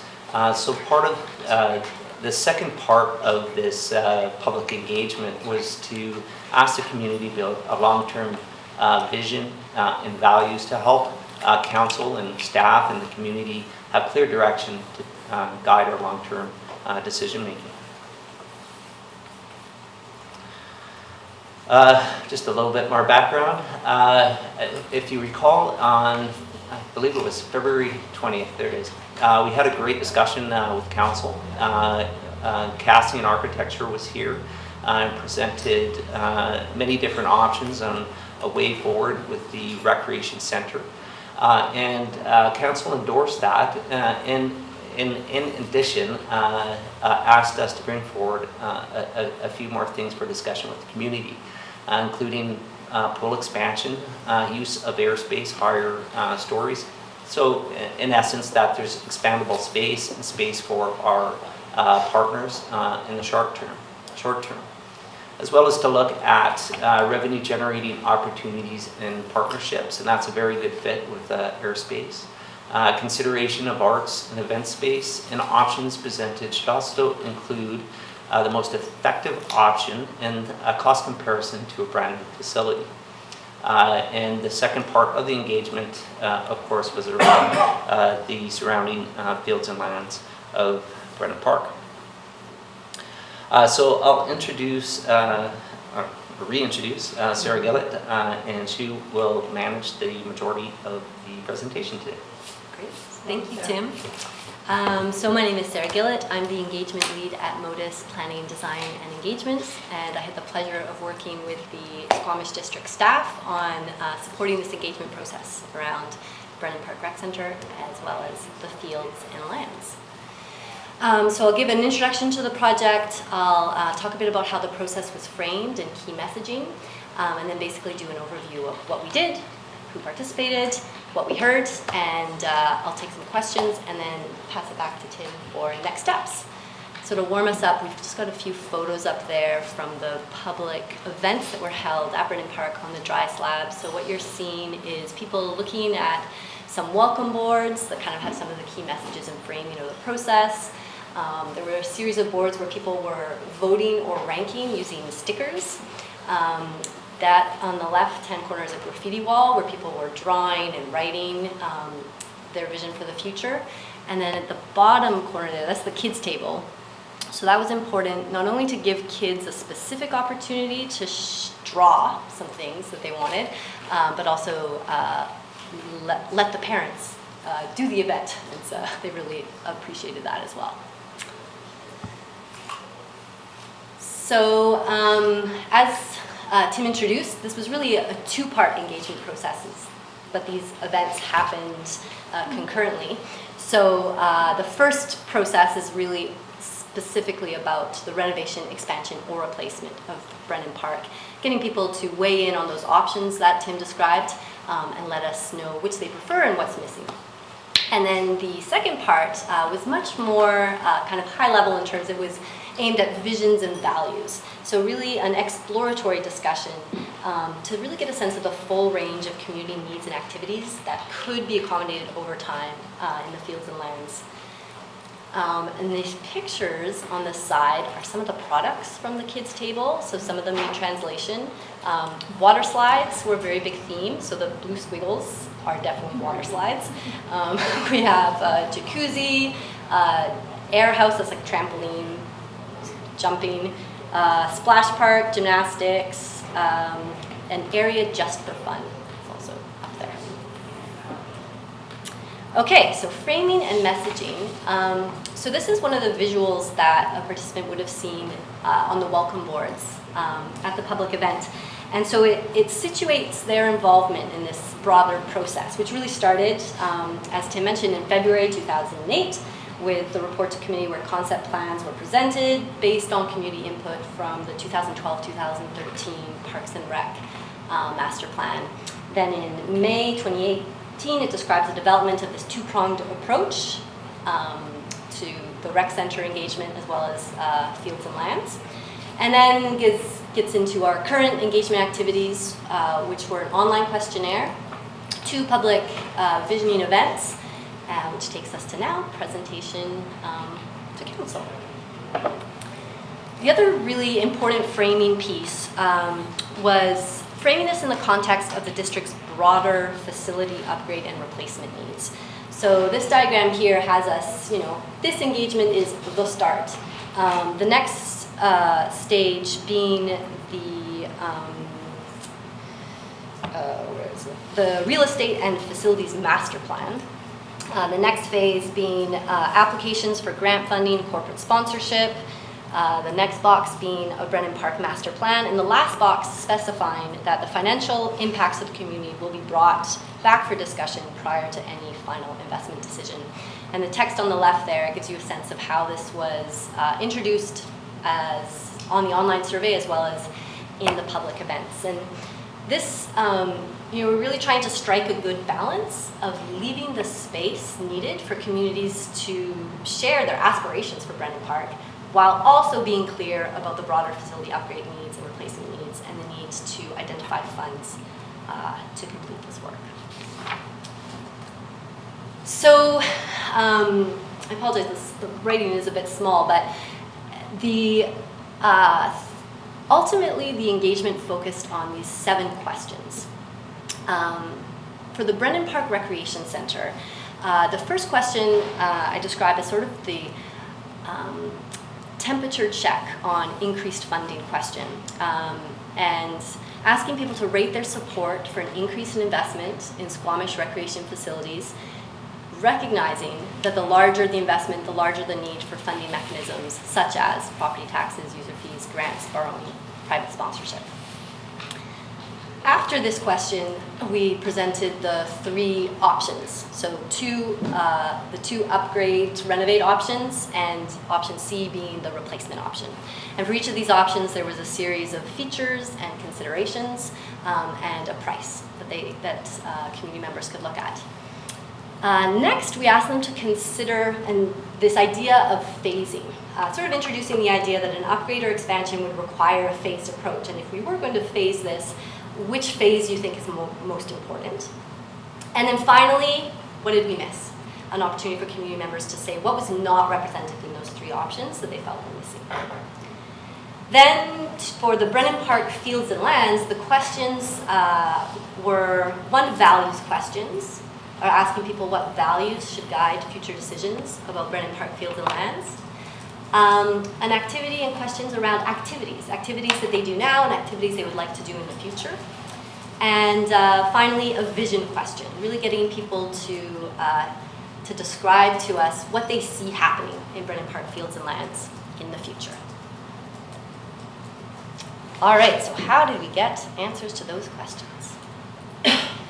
So the first thing we did is we assembled a group of district staff to complete a stakeholder mapping exercise. So this is where we brainstorm and group stakeholders in order to develop really targeted outreach and communication strategies for specific groups to ensure we were getting the word out to the right people. So this looked like direct emails to certain key stakeholders to personally invite them to participate, as well as a series, I think 24 invitations were sent out for one-on-one interviews with key stakeholders. And really the purpose of the interviews were to sort of anticipate and understand some of the issues and needs before designing the survey and the public engagement event. So it was really part of that kind of pre-planning work.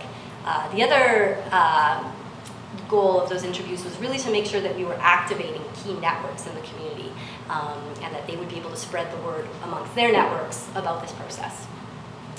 And ultimately, all those pre-planning activities were trying to drive momentum towards our 2 engagement activities, which were the online survey and 2 in-person events. So the online survey was completed by 1,032 community members and generated 4,004 comments. And we hosted 2 in-person events, one in the evening, one on a weekend during the day, and we had approximately 150 participants attend. Just a clarification question on the survey. 869 partially complete. Were those comments incorporated in the comments? Yes, I believe those were. Yeah. And is there a reason or why we think almost half the people didn't complete the survey? Was it too long? Was it? Yeah, I'd have to ask my coworker Michael, who did the analytics. I'll have to clarify with that, and I'll make sure that's in the final engagement report. But he might have a good sense of whether it's, somebody starts and then they, what the drop-off rate was, because they weren't engaged. Most dropped off. Exactly. Yeah. So that would be an interesting thing to include. Okay. Absolutely. That was my comment. Thank you. So in terms of promotions, there was a webpage and Facebook event, a press release announcing the process. 3 ads were placed in the chief newspaper. Posters and postcards were distributed to key locations. And one thing that was that I think was really effective was these what we called project ambassadors. So these were 4 rec staff that were hired to really be our feet on the ground and get these postcards out to people. So they went to farmers markets, community events, stood outside of grocery stores, and they handed out postcards, but they also had iPads with the online survey loaded onto it so that they could really just bring the survey to people. And this was, I think, really effective in getting the number of respondents up and making sure we were on top of that really targeted approach where we were emailing specific groups, really making sure we were getting at the general public just out into the community. All right, so who did we engage with? So these statistics that I'm sharing with you are specific to the online survey, but we weren't collecting demographic information on the 150 people who attended the public event. But for the survey, we had 64% female, 33% male. So as you can see, compared to the actual breakdown of Squamish, it's a little skewed, a higher female participation than male. In terms of age, most represented were people in their 30s and 40s. So this could be reflective of the stage of life in which people use these facilities. But it is important to be conscious of the gaps there. So I would say we missed with the online survey, the senior representation is not in line with the demographics of Squamish, as well as the youth. I would say anecdotally that there were a number of seniors that did attend the public event and expressed they really enjoyed having this face-to-face experience. We did have quite a few kids attend the public events. They were mostly there with their parents. And like I said, we tried to target one activity specifically to them, but also encourage them to participate with the stickers and the dot voting. But that last presentation really highlighted for me that, we didn't do too bad on teenagers, but the kind of 20s, I'd say, were underrepresented, and that may speak to the need in future stages of this process to really tap into that amazing network that is well versed on their needs. And 0 to 5 were definitely underrepresented in the survey. That's right, exactly. Although a few of those drawings, let me tell you. We wanted to make sure that the people answering the survey were residents, which was true for 97% of respondents. And the neighborhoods most represented were Garibaldi Highlands, Garibaldi Estates, Brackendale, Downtown, and Valley Cliff. We also asked people how often they use the rec center and fields and lands. I guess not surprisingly, more than 50% currently use Brennan Park Recreation Center once a week or more. So it's not a surprise that those people were interested in this process. And I'd say it's a little bit less for fields and lands, so a little bit under 50% use Brennan Park fields and lands once or more a week. So what did these people tell us? And these results combine the results for the survey with the results from the public engagement event, as the questions were the same. However, I'd say that the public event, even though the question were aimed at getting the same information, it was a much more interactive experience, which allowed people the opportunity to give more sort of open-ended answers, as well as have distinct experiences. So for example, we had a huge map of the Brennan Park Fields and Lands area on the ground that people could walk on and put stickies to indicate things they do in Brennan Park Fields and Lands now, things they would like to do in the future. So it had some added elements of interacting with the materials in a more hands-on way. Okay, so the first question, funding. So overall, the community engagement results demonstrated an appetite for increased investment in Squamish recreational facilities. So specifically, 78% of respondents voted they were in support. So that was either strongly support or support. And while 5% opposed, either strongly opposed or opposed. They were given an opportunity to explain why they chose the score that they did. And I'd say overwhelmingly, people described a need to respond to and prepare for Squamish's rapidly growing population, aging or inadequate facilities, the important role of Brennan Park in the community in fostering healthy lifestyles. There were a smaller number of comments around cautions about increased spending. So, a certain amount of comments around the need for responsible government spending, and a certain amount of comments supporting private funding to support such facilities. There was a bucket of comments around concerns about increased property taxes, and then some people targeted their response to a specific asset. So they would say, for example, an investment is necessary for the ice rink or for the pool. For the options, so the community engagement results show a strong preference for an upgrade renovation of Brennan Park Recreation Center as opposed to a rebuild. So 81% of respondents chose an expand or upgrade option, with option 1 having more votes, 54% of the votes, than option 2, which had 20%. They had an opportunity to, again, share why they chose the option that they did. The most commonly cited reason for their decision was around minimizing disruption to parking and green space.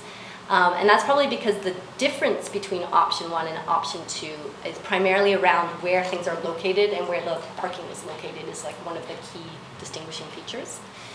A lot of comments around the opportunity to make efficient use of existing facilities.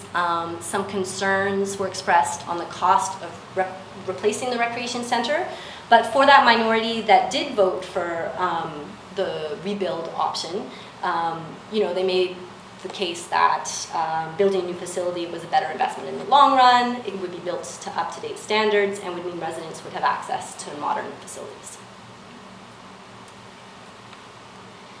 So phasing, that was a bit interesting. This is where we asked them, there's 4, we're gonna have to phase this out, and here are the 4 phases. In what order would you do them? And here the community is clearly divided. So the ice arena, for example, you'll notice that 31% of respondents put the ice arena as the first priority, but similarly 34% picked it as the last phase. And when you look at the pool, you get basically the same thing. 20% or 24% put the pool as, let's do the pool first, and 21% said let's do the pool last. So no clear, clear direction, I'm afraid, for the community on which order to do these things. So what's missing? Many people proposed other features. So we frame this as, have we got the right mix of features? And then we added the caveat, are there features proposed that you do not support, or have we missed features that you'd like to keep, keeping in mind that additional features would increase the budget and timeline? So there were lots of new ideas. Mostly, some of the popular ones were a fitness center, a multi-use track for biking and walking, new courts and fields, aquatic facilities like a water park, water slide. I also saw in there facilities like a theater, an outdoor playground, better concessions, and better food options. Many agreed that the district had the right mix of features, and some chose to suggest that the priority is really upgrading existing facilities, things like, for example, the change rooms and the pool. And there was another bucket of comments that focused on the importance of diversity, inclusion, and accessibility in choosing what facilities go in the option chosen. All right, so now we're going to transition to what people said about the fields and the lands. So they were asked what values should guide future decisions about Brennan Park fields and lands, and the most common values chosen included affordable programs and services, inclusion and accessibility, healthy communities and individuals, and shared use of facilities. So this idea that facilities should have multiple purposes within Brennan Park fields and lands. We listed sort of, it was a series of proposed hubs. This idea of a play hub, a multi-use event hub, a field expansion hub, a dirt hub, a gateway transportation hub, an off-leash dog area hub, commercial hub, and a campground facility. So there's sort of ranked there from most popular to least popular. So people ranked them from 1 to 8. So the play hub and the multi-use event hub were most likely to be chosen as the most important, with the commercial hub and the campground facilities most likely to be chosen as least important. But we also collected people's specific ideas through this community mapping exercise where they put stickies on the map telling us what sort of facilities, what sort of activities they'd like to see happening in Brennan Park Fields and Lands in the future. So vision, this data we drew heavily from the graffiti wall that people and children drew and wrote in the community. This was also an open-ended question in the survey, and we also incorporated some of the ideas that were shared on the mapping exercise where people mapped their comments on the map. So when you look at the comments, and they're ordered from like the most commonly cited vision statements to least, the largest group of comments around vision were this idea of a gathering place that brings people together, followed by this idea of a welcoming and inclusive place, followed by a place that promotes active and healthy living, followed by this idea of a multi-use space where more than one thing happens, followed by fun, safe, and playful, followed by this idea of a hub or center for Squamish. So in summary, overall, an appetite for increased funding. Of the 3 options, a strong preference for upgrade, renovate over replace. Lack of consensus on what phase these upgrades should happen in. Lots of ideas on missing features. And that for the Brennan Park Fields and Lands, the most common values are those of affordability, inclusion, accessibility, healthy communities, and shared use of facilities. The play hub and the multi-use event hub were ranked highest the most often. The commercial and campground facilities the lowest most often. And ultimately, community members' vision for the fields and lands is for a welcoming and inclusive multi-use gathering place that brings the community together, promotes active and healthy living, and is a fun, safe, and playful hub for Squamish. And I will finish with more pictures that require translation. Hold on, I've got them in my notes. Included in these pictures are a hockey rink, a pool, a BMX track, a skate park, a movie night, lots of dancing, lots of gymnastics, an art class, skating, working out, gymnastics, water slide. Now, Awesome. to questions. Thank you. I've got Councillor Chappelle and Councillor Race. Just quickly, Tim, this is sort of a touch base with council midsummer. Yes. This isn't the last time this is coming to council, just so we understand where we are. Correct. Maybe I'll just jump to next steps so council gets a sense of how this will move forward. The project team thought it was important to get back to the community in a timely fashion. That's why we're here. We need a little bit more time to go through all of the information and to bring the final project, the final report to council. So that will be brought forward to council in September. The other key piece for the community, for council, to make a decision around Brennan Park is how does Brennan Park fit within all of the necessary infrastructure upgrades that the district is facing. So that is tentatively have a deadline for 2018. Concurrently, I think it's important that we apply for and look for grants and opportunities for funding over the next year, next 2 years, and see what's available to find ways to make this an affordable investment for our community. Concurrently, I think we want to look at innovative partnerships. So how could we do this, for example, with Vancouver Coastal Health, potentially with private partnerships, have that discussion with council of sponsorship and different ways to fund this. We're also, for 2019, and will be brought forward in the budget discussions, is to take the information we heard about the surrounding fields and lands and to land that in Brennan Park master plan to guide long-term decision making. And that ultimately, before, of course, we can make an investment into Brennan Park, is an understanding of the financial impacts and to bring that to the community in some form for discussion prior to the final investment decision. Thanks for that. Councillor Chappelle and Councillor Race. Thanks. Appreciate all the engagement. It was great to see MODUS out in full force at Brennan Park for the community day. When I walked in there and when I did the survey, the bias was definitely, I know that we had a motion to add renew late, but I expected it to have equal treatment. I can't believe that we got 27% with the way the questions were presented and with the actual engagement that happened there. I was looking, even the posters were set up both of the upgrade posters had massive, colorful, beautiful boxes all the way around. They had colored dots on them with a list of all the features that the upgrade would have. When you got to the renew, it was a green box with a $98 million price tag on it. So it's hard to imagine that anybody would choose that, just a green box with $98 million put on it with no points to it whatsoever. And then as you moved on, there was no more renew. It was just all, what would you prioritize for your upgrades?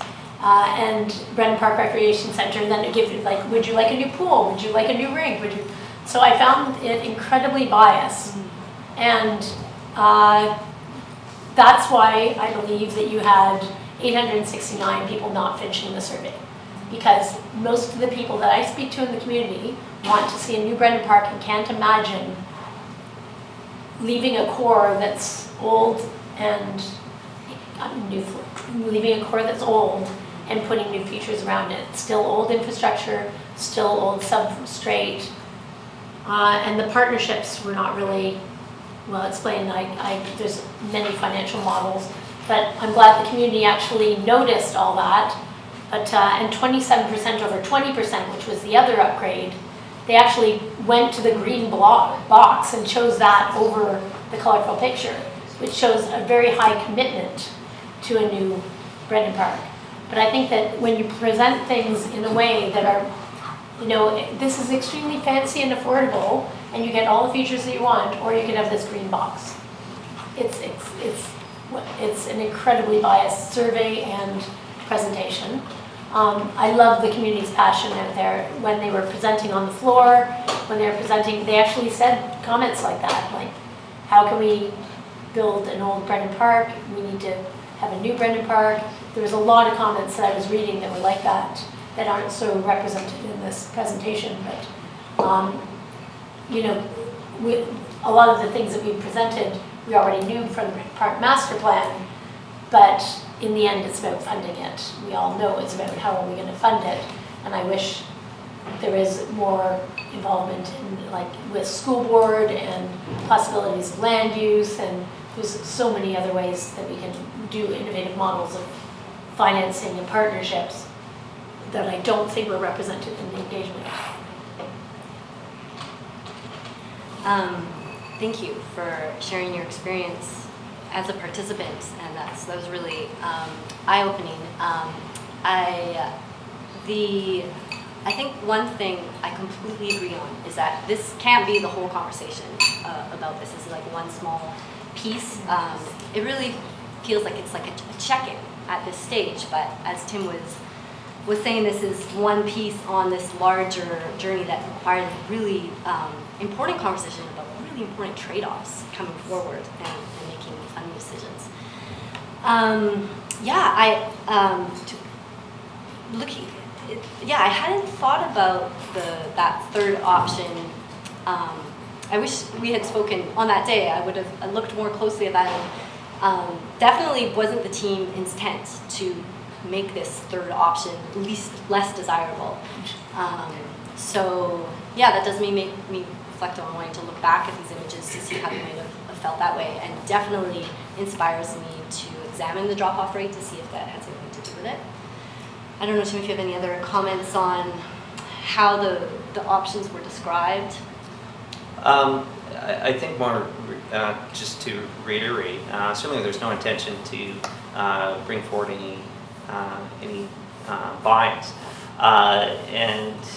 Looking at the options, the only possible consideration is when we're developing a order of magnitude, that is an investment. And the investing we had when we came to council on February 20th, we had already brought forward the investment, the order of magnitude around the first options. There was another reinvestment then to figure out how much it would cost to do a third option. And I guess it was a conscious consideration, but it wasn't to bring forward bias, was, okay, how do we get a cost comparison of, we have option 1 and 2, we know how much is this going to cost. How do we bring forward an option 3 on a replacement with similar facilities, similar ideas, and keep the cost of the order of magnitude relatively small, because it wasn't budgeted for when we came into the February 20th. That could be only one of the considerations. It certainly wasn't an intent. I think another point to reiterate is we came forward with the idea of here is an empty box. Here are empty boxes. We want to understand what we can put into them. We want to understand what the cost is, and is there community buy-in on these. And then to go forward and carry on a conversation with potential partners and say, would you like to be part of this? To turn it around the other way isn't wrong. If we approach Vancouver Coastal Health, it might be tough to get a commitment or the school district to say, let's have a commitment when we haven't even gone to the community yet and said, can this move forward yet? So I don't think there's a wrong approach. We chose an approach to, let's go to the community with some options, see if there's an appetite, and then let's move forward with partnerships in different ways to make this happen, rather than approach the partners and the community might say time out. So no wrong way. We chose a way to move forward. Can I just follow up on that? Yes, quickly. Yeah, I totally agree with you on the partnerships. I wasn't really looking for deciding on partnerships or anything. What I was looking for is you know, when you're presenting ideas to a community and you have 6 different colored boxes with brand new things in them with a core and a cheap price on it, and then you compare it to a small green box with 3 little things, and you don't show the fact that a new renewal can have height and density that an old renewal cannot. So you could actually put a smaller footprint on a newer block because you could have height and density, whatever it includes, however it looks with partnerships. But when you're presenting it to the public, if you're, you know, when you're looking at bias, it was very clear that this is what staff had come forward to, and then asked, okay, you have to include renew. So it was just this square box. So, and you know, going through all of them when I was looking at it, it just seemed like an afterthought, and it shouldn't have been an afterthought. It should have been a well thought out option. Councillor Race. Thanks. Just on this funding thing, can you go back to, there was an earlier slide that showed. Is it the introduction to the process? It was the one that said the percentage of people that supported a source of funding, and there was oh yes, 4 or 5 different sources of funding listed. Right. That's the one. So the larger number, I mean, was there any breakdown when you look at the last part of that sentence, such as property taxes, user fees, grants, borrowing, private sponsorship? Was there any kind of a breakdown on that? So yes, there is. When people shared their answers as to why they chose an increase in funding or no increase in funding, they shared why they chose the score that they did. So in that data, and that'll all be in the engagement report, you'll see some of their comments around yes, because I think we should chase after private funding, or no, because I'm worried about my property taxes, or so you'll have that kind of nuance in the engagement report. Because I do remember, I mean, to Councillor Chappelle's point, that, you know, somewhere earlier on in this process, I remember wanting to make this survey relevant, because otherwise people can put the moon out there if you don't cost it. Exactly. And so we did have a discussion, and I personally didn't see that, and I don't know whether there was a bias or not, but I do remember a discussion around somehow having some kind of a financial accountability to these decisions. Definitely. Yeah, that was a desirable part of it. That was definitely very front and center with all the discussions with the project team around how do we keep this funding issue at the forefront. And that's why it was strategically the first question. It's like, before you even go on, it's like, let's talk about funding first. We did shy away from going into the specifics of, because this is, as Tim said, part of that next stage of the real estate planning, to say, do you prefer property taxes or user fees or grants borrowing? Because that hasn't been really, we're not at the stage where we've really well thought out what those models could look like. So we kind of took a step back and said, well, let's just generally ask the appetite for funding, list some ideas to get people thinking about it without getting people to explore funding models that haven't fully been developed yet. Councillor Riley. Just curious about whether, for the fields piece of it, when people were putting their stickies on the map, Yeah. what other ideas came up that weren't there? Yes.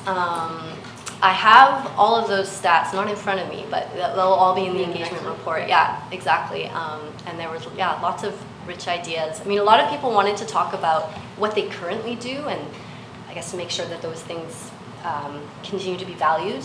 But yeah, lots of ideas about how that space could be used in the future, for sure. And my other question is thoughts on how we resolve the lack of clarity in the priorities for implementation. The conversation needs to keep going. So I think we highlight questions that are answered well and questions that haven't been completely answered. And that kind of creates a red flag for us is let's dive a little deeper there and carry on the conversation. I think some of those that we heard is certainly around partnerships, around private investment, and around what Brennan Park could look like. if there's additional facilities added, what is the appetite for increasing the budget, that sort of thing. I think a core concept that we looked at, and a phrase that we used as a project team quite a bit, is we want to blue sky this. We want to make sure the community feels engaged and is being heard, and that we're not coming with, this is the way it's going to be. But a key piece of that is it needs to be tethered in fiscal reality. We can't come forward with a $200 million project that probably wouldn't move forward. So I think what's successful in this is that we got a pretty good sense of community appetite. We got a pretty good sense that the community very much wants to see some improvements to recreation facilities. I think a very positive that came out of this was just how well the groups worked and brought forward their ideas. There wasn't an us or them sense in this. There was an us, how do we make this happen? Because this is important to our community. So next steps, let's identify where we need to further the conversation. We need that missing information as to how does this fit within the broader facility investment, and then we'll try to find a way to make it happen. We will find a way to make it happen. So Sarah, when we bring back the next report, can you actually break those priorities down by age demographic?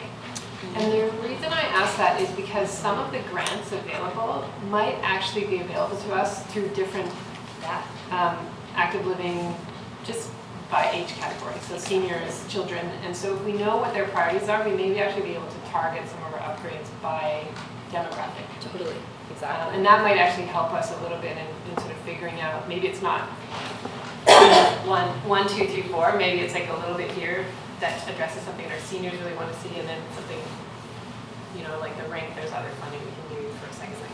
Yeah, totally. Yeah. I just want to build on what Tim said for a moment.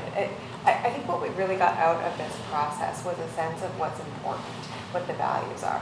We need to toggle back and forth with some technical realities too, and get some more clarity on what are the confines and what are our opportunities from a very technical perspective, and build the modeling out of that. But now we have some guiding principles. We understand that the community wants this to be a truly public space. They want this to be a gathering place where people can meet and have access to recreation. Those are guiding principles that will help us develop these models, but this isn't the only input that we'll use to develop the models. Of course, we're going to need some, more professionalized pieces to this. So we're going to have to talk back and forth, and I just wanted to keep that in our minds. Thanks for the point. Yeah, we'll try to wrap this up. I actually think you guys did a great job. I don't believe we actually put a motion forward to include a blank slate option. I think it showed good faith on the part of you guys to actually include that. I do take offense to the insinuation that there was somehow a purposeful manipulation here. I didn't see that at all. Are these processes perfect? Never. They are what they are. But I think Natasha really hit on the important point is, it's not necessarily did you vote for option 1, 2, or 3, or the ice rink, or the pool. It's really why you put your mark in that spot in terms of what is important to you. And that's where the real information is, and that's what we need to tease out in order to come to a conclusion.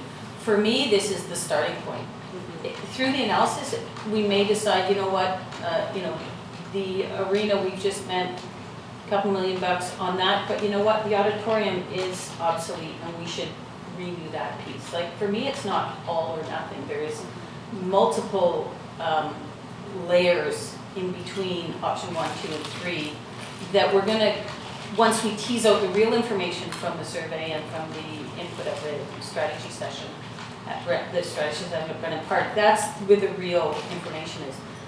My goal in this is to get a really good sense of what the community wants, to be able to set ourselves up for success in all these funding options that I think Councillor Elliott, in a very strategic way.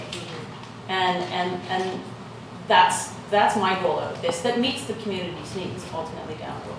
So we'll look forward to the final report coming forward with sort of more of this information teased out, and then that'll come back in September. We're going to move on the agenda. Anything else to add? Thank you for your time, Mayor and Council. Thank you. Thank you. Do you don't, we don't need to do anything because this is just an interim report. Correct, thank you. All right, this comes back. Thank you.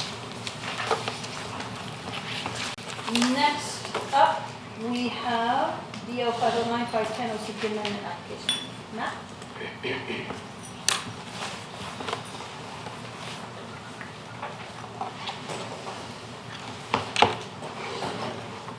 Thanks, Sarah. Thanks, Tim. Thank you.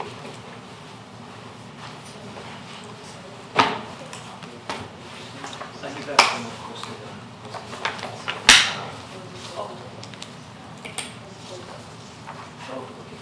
Whenever you're ready, Matt.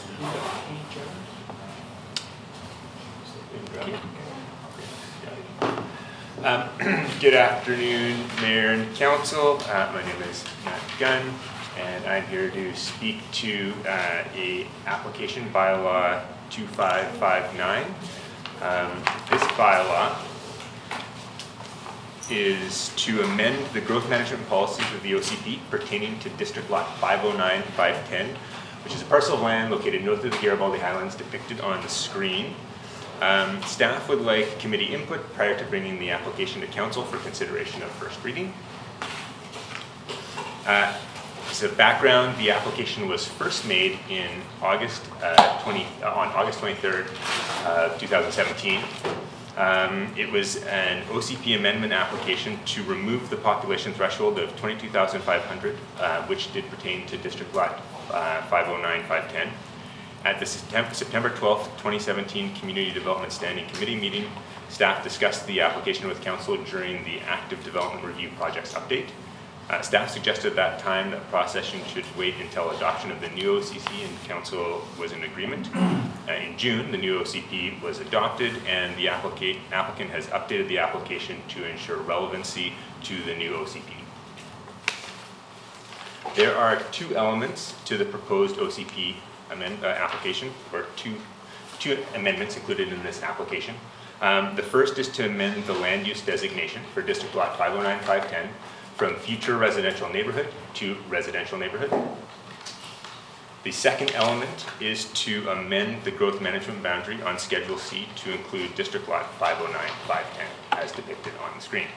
And so in the staff report and in the remainder of the presentation, I'm going to speak to how this application relates to our OCP, our current growth management OCP policies. But I do want to clarify something at this point, and that this is not, the review that's included in the staff report in this next discussion is not a review of any development proposal that is a comprehensive plan including residential and for example, mountain bike trails, which has been discussed for this property. This is not a review of that element. This is strictly a review of this application, which includes these two growth management policy amendments. So there are four main growth management policies in the OCP that this application is not aligned with, and I'll speak to those. The first is policy 92A, which directs all residential development within the growth management boundary, and this does currently exclude District Lot 509-510. The second is policy 92C, which specifies that future residential neighborhood land, which is the designation currently given to 509-510, are reserved for long-term residential growth and are not intended for development until substantial completion of residential infill opportunities has occurred. Under this policy, District Lot 509-510 is not supported for consideration of development at this time. Policy 92F specifies criteria under which development would be considered in future residential neighborhood areas.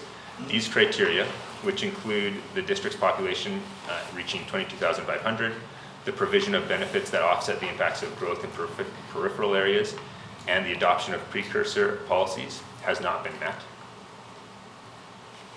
And finally, policy 92K specifies conditions under which a major change to the growth management boundary would be considered. The current application to amend the growth management boundary is not aligned with any of the policies which are shown there on the screen. There are four of them, and none of them are categories which this application fits into. The recommendation from staff is that the committee receive the update for information and provide staff with any feedback as appropriate. So this is a committee meeting. I will go to council or committee to see if there's any questions, but happy if the applicant wants to speak to it as well. Council, any questions at this point? So just to reiterate, go ahead. Is there changes in the application as far as community involvement or OCP involvement, partnerships in the community, or it wasn't clear from the report that there was any other further work done? Yes. Okay, so, and that's what I was trying to address that, but I understand where your question is coming from. Because with this property, there are two things going on. One is this application, which is strictly a change to some specific policies, in essence, to remove some of the current requirements that are imposed on that land for moving forward with development. Separately, there is a whole process that's going on in the community where the applicant is engaging with the community and looking at, creating a plan for development on the property. But though that entire process is not addressed in this application. The only elements that this application included were changes that essentially remove the growth management policies that pertain to its current situation and which would require that public consultation occur and that those trade-offs between growth in peripheral areas and benefits to the community, all of those pieces that the current OCP requires be addressed. This application is essentially setting up a process where those would no longer apply to this property. It's trying to say this is development land for now. Yes. Does that answer the question? Yes, it does. Yeah, perfect. And the application is for the entire 400 acres. It's not for a portion of it, half That's of right. it, third of it, two-thirds of it. It's to bring all of it within the boundary and to designate it for development at this time, under the land use designation. Any questions, council? Don't see any. Does the applicant want to say something first? Sure. You have to come up to the table. Come and join us and introduce yourself. Okay, my name is Brent Harley. You have to sit down. Don't sit down, okay. You have to sit down because the microphones are at the table. Okay, great, sorry. Thanks. My apologies. My name is Brent Harley. I'm the consultant working for the applicant.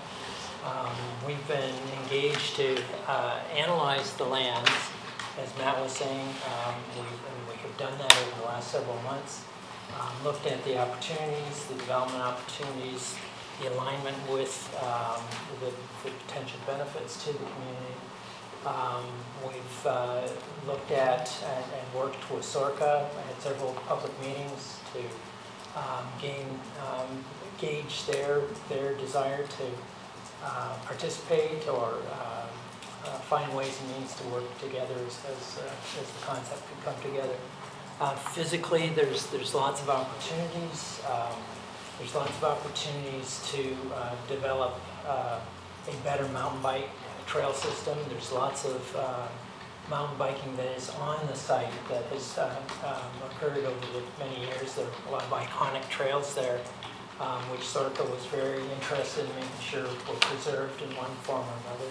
So that became a really important element to our initial thinking as far as how the planning could come about.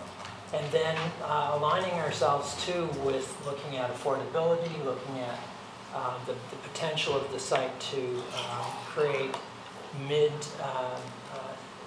mid-density development as far as accommodation goes.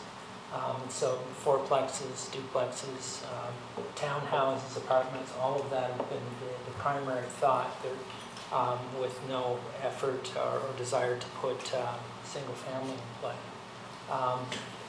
The vision behind it all is really tied to a really interesting thing, putting in a bike-to-bike from mountain bike-oriented residential development that, again, marries itself with the existing trail system, improves on the existing trail system because there'd be an opportunity to work towards getting a better spectrum of mountain bike trails that would tie into this residential development, and then and resolve some of the other issues along the way that are currently present at Garibaldi Highlands. There's a parking issue with the mountain bikers there, so we've identified an opportunity to put in a staging area with parking on the site, and along with other amenities, a small commercial core, a couple of school sites that would be complementing the existing development. And all in all, creating a really dynamic development. So it's all kind of background to what we're talking about today, but it certainly ties in a very big way of what's there and all of the benefits of mountain biking and the affordability. So. Okay. Quick question, that if we don't comply with this request, and we keep the growth management boundary there, can you walk us through a scenario or scenarios whereby the application can come through the process as it currently exists? Considering a potentially different application? No, just this, the development of the lands. The development lands, Yeah. yeah, okay. Yeah, so the applicant, if the applicant was interested in applying for a development of lands, they could bring forward a OCP amendment, potentially tied with a request to start a sub-area planning process. The OCP does stipulate that one of the criteria before moving forward would be some sub-area planning. And under a situation where they were interested in going through the process under the current policies, they would make an OCP application to make a change for the land use designation as they've done now. But I think it would need to be accompanied by this additional information that spoke to the elements that Brent has talked to, the vision of the development there, and some of the commitments that might be made to achieve some of the benefits to the community that would offset the impacts of the growth in the peripheral area. And then what would move forward would be an analysis of that information in tandem with analysis of the potential impacts from the peripheral growth. And then that information would be considered by council as a whole, so that the decision around whether a land use designation was changed and whether the growth management boundary was changed would occur in a more wholesome format, including the entire development application. Yeah, let me be more specific. Sorry. So currently, our growth management boundary is a threshold of 34,000 people, at which time huge residential can be considered as, would come into the growth management boundary period. There's also stipulation in there once the population reaches 22,500, and you alluded to that sort of ability to open that door. So I'm just trying to understand, we have probably easily almost 21,000. We have 400 to 500 building permits a year in terms of unit doors. So we're getting to 22,500 very quickly. Even if you just do simple math and multiply that by 2.7 people, we're there in a year or two anyway. At that point, if we left the process as is, what would be the process by which the landowner would be able to, I'm just trying to understand the real nitty gritty. Do we need the census in front of us to say 22,500? Do we do our own projection? I'm just trying to understand what would be our tipping point? Because we put this growth management boundary together for practical and fiscal reasons, environmental reasons. So I'm just trying to understand what would actually be the tipping point that all of a sudden the developer could go, okay, here are the benefits to the community. I like to call this the quest the opening of the door. Quest came in, it wasn't part of any, but it was obviously seen as a big boon to the community. So it's that type of scenario that we're sort of created a door opening for. Okay. So I'm just trying to understand really what does that mean, because it's all sort of theoretical. Yeah. I'm trying to understand exactly. Maybe I think I understand your question better. Okay. You're asking, with our given policies, what is the path that we envision this application or an application of this nature coming forward and being considered by council and fitting into the policies? Yes. Is that correct? Okay. And how do we determine that? How do we determine that? Okay. So the major pieces that need to be ticked off are the population of 22,500. And so the OCP stipulates that those are determined either by a provincial estimate or a federal census. So there are two options for that. And those, I don't have the dates at which those are updated in front of me. I believe the provincial is in the summer.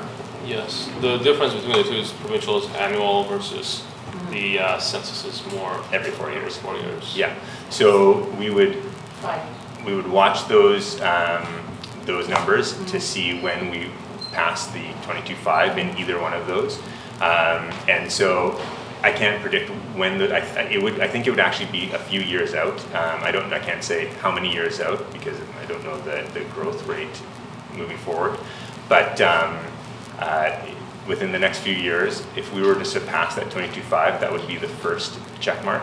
And the second one in the current plan is the policy precursors, which there are, I believe, 6, and that is work that needs to be completed by staff and adopted by council.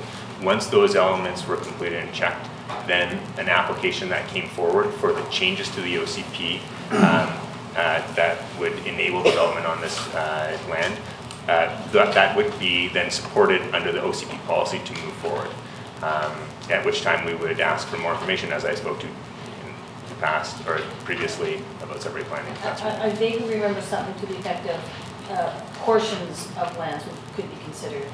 So it doesn't necessarily say the entire thing, but portions or the entire, I guess, it would be up to council today. Sorry, apologies for interrupting. The portions was removed in the process of adoption. I thought I read it in tonight's report. Okay. Maybe I'm wrong. I thought it was. Okay. Councilor. Oh, I'm sorry, it's Councilor. Do we have questions or comments? Questions. Or questions. Any questions? Don't see any questions, comments. So,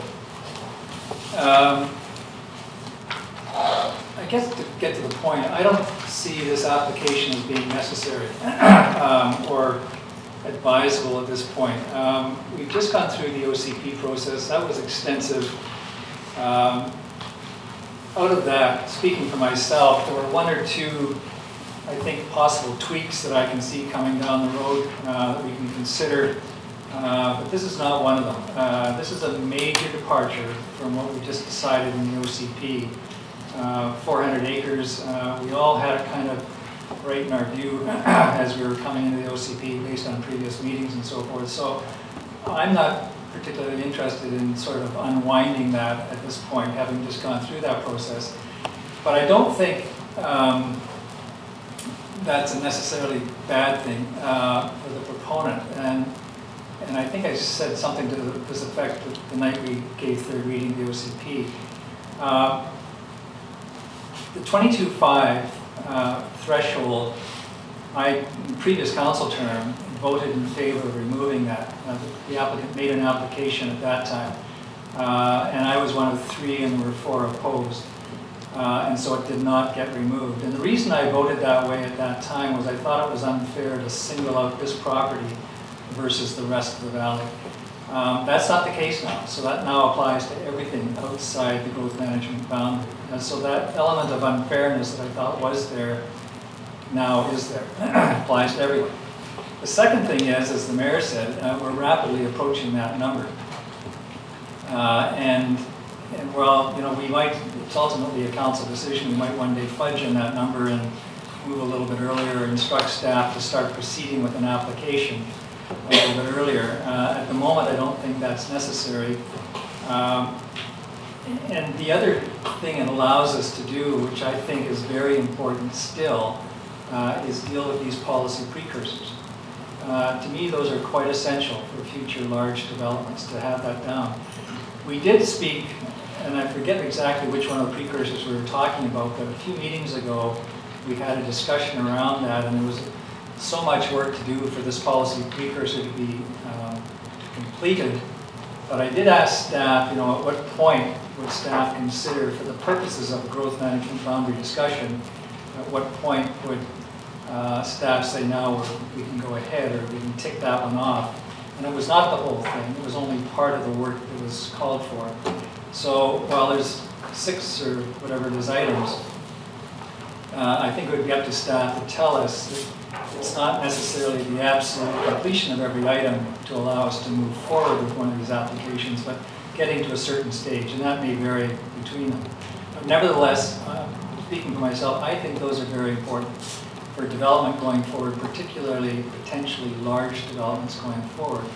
So I would not like to see that kind of abridged or cut back on. I think the two of them can kind of, the 22.5 threshold and the policy precursors sounds like they're going to sort of hit the point at the same time. And so I don't think that's a possibility. And I looked at the OCP and the magic of the growth management boundary and the language around it is leaving the door open for a proponent like this, which is not presently. Right now, there's really no guidance on how any of these lands would be developed. But right now, but the OCP does leave the door open for an application with a significant community benefit to come in, a quest scenario, that kind of thing, which just kind of fell on the district out of the blue. So that's there. It wasn't there before. And that to me is a real advantage. And the language around that and what constitutes that, that to me is a real advantage for any proponent of lands outside the growth management boundary. If there's some real community benefit, then let's go for it. We can consider that. But otherwise, I think we're committed to a growth management boundary. And I am. Because I think it's necessary, if we do really believe in densification and dealing with infill and so forth, then that's an absolutely essential tool. And I just don't want to wind it back. Personally, I would consider some of these other tweaks that might come out of other parts of the growth management boundary that we kind of broad brushed or just overlooked at the time. But this is not one of the little tweaks. This would be a major departure from that policy. And so I would not want to do that. Official. Thanks. During the OCP, I opposed this particular growth management boundary for reasons of adaptation, climate mitigation, and the fact that we have an unusual community layout. I agree with all those points. If I was in a large city and I wanted to not sprawl outside the boundaries, I would agree with all those points. But the proponents working with one of our major recreation groups, providing school land up on the bench, and really the ground floor of our community is extremely prone to all levels of climate disaster, earthquakes, liquefaction. We should not be we should be densifying within infrastructure, but we've considered proposals to adjust our OCP that my fellow councillors are speaking so strongly for, yet we are at the same time entertaining a proposal to rezone green space, to rezone, to open up our OCP to allow densification in areas that aren't appropriate for densification. This piece of land is absolutely appropriate for densification because it's on a bench, it's old industrial land, it's brownfield site, and it's got some of the best amenities in our community that need to be protected. And at this point in time, protecting those amenities while we have strong community groups is incredibly important to me. And also, there is infrastructure out there. That land was an extension of the Highlands that was always meant to be developed. When Pat Good was developing those lands up there, he left infrastructure and meant for that to be the next section of developed land. Whereas other areas of community, which are not the Chikai Fan area, our green spaces, to add densification in those areas does not seem appropriate to me. Densifying areas of brownfield does seem appropriate. And moving people away from flood hazards where we don't have to spend the expense of adaptation like we do up there. Up there we do not have to spend the same resources protecting people from flooding, from liquefaction, from all the from sea level rise, and all the other problems that we have with down here, which will affect our community eventually down here. So I don't mind an application coming forward and looking at community benefits. I would like to see a comprehensive planning process around this land. I totally agree that it has to be with great community benefit, but with the amount of work on our plate right now, to get 6 precursors out that are relevant to our land base is going to be an incredibly difficult task. And Councillor Race is right, it may come out at the same time as 22,500, but the OCP has passed, and I just had to comment on how I feel about the difference between densification in lands that are not, not appropriate for, with climate change and other issues that are facing our community nowadays. Councillor. Thank you. I concur with Councillor Race. I'm happy with the growth management boundary, with the policy precursors, and the threshold we've set, and I don't have any appetite for this at the moment. And changing the OCP would require just massive amounts of information in order to justify that, which this doesn't. So I'm happy with just go. Yeah, I mean, this would be theoretically the first step. There still would have to be OCP level master planning, rezoning, all that stuff would have to come. I think, if we have for the last 10 years on average grown about 3% a year, 2.8 or 2.9, but about 3% a year. We're probably growing on average 5% a year right now. So 5% a year on 20,000 people is 1,000 people a year. We are going to be at 2,500, I think, sooner than we think. We may be very close to there now. So it feels a little bit like a moot point. That I do believe there's some policy precursors that are fundamental that need to be done prior to moving a growth management boundary. I do think we need to understand options between all of the lands. This is not a small lot. This is 400 acres. So I would be looking for options for smaller portions, particularly if and when 22,500 comes by and we actually have something substantive to make a decision on in front of us. So those are things that I think I need to understand. But fundamentally, I think we and I don't disagree with what Councillor Chappelle is saying. I don't think anyone said we won't at some point move into these lands.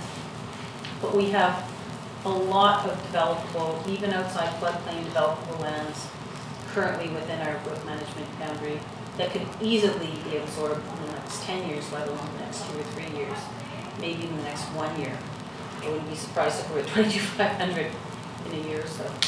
So, I mean, at this point, I don't see any logic in lifting this particular growth management boundary. We're at committee today, so there's no decision today. There's only 4 members of council here. This would have to go back to council at some point in September for ratification anyway. With 7 members of council, it may be a very different conversation. So I really actually almost think it's irrelevant what we decide today in committee. It's good to get the update, it's good to get it in front of there, and we want to make sure the application is moving fairly through the process. But at this point, there's only 4 members of council at committee. So this committee can obviously make a recommendation that'll provide the basis for debate when it actually comes to council. Assuming you want to speak, you have to come to the table. Oh, okay. I just didn't know the process. Never. I was going to let you stand there forever, but no. Okay. Well, so sorry to screw that up.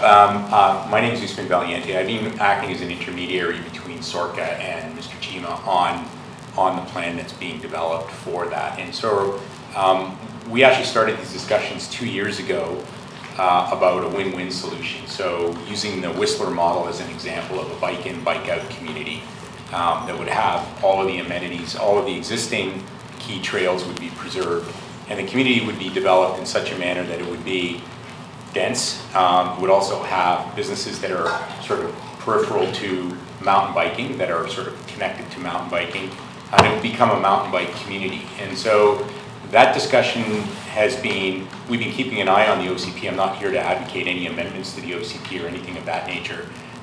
We were just working with the OCP as in the status quo.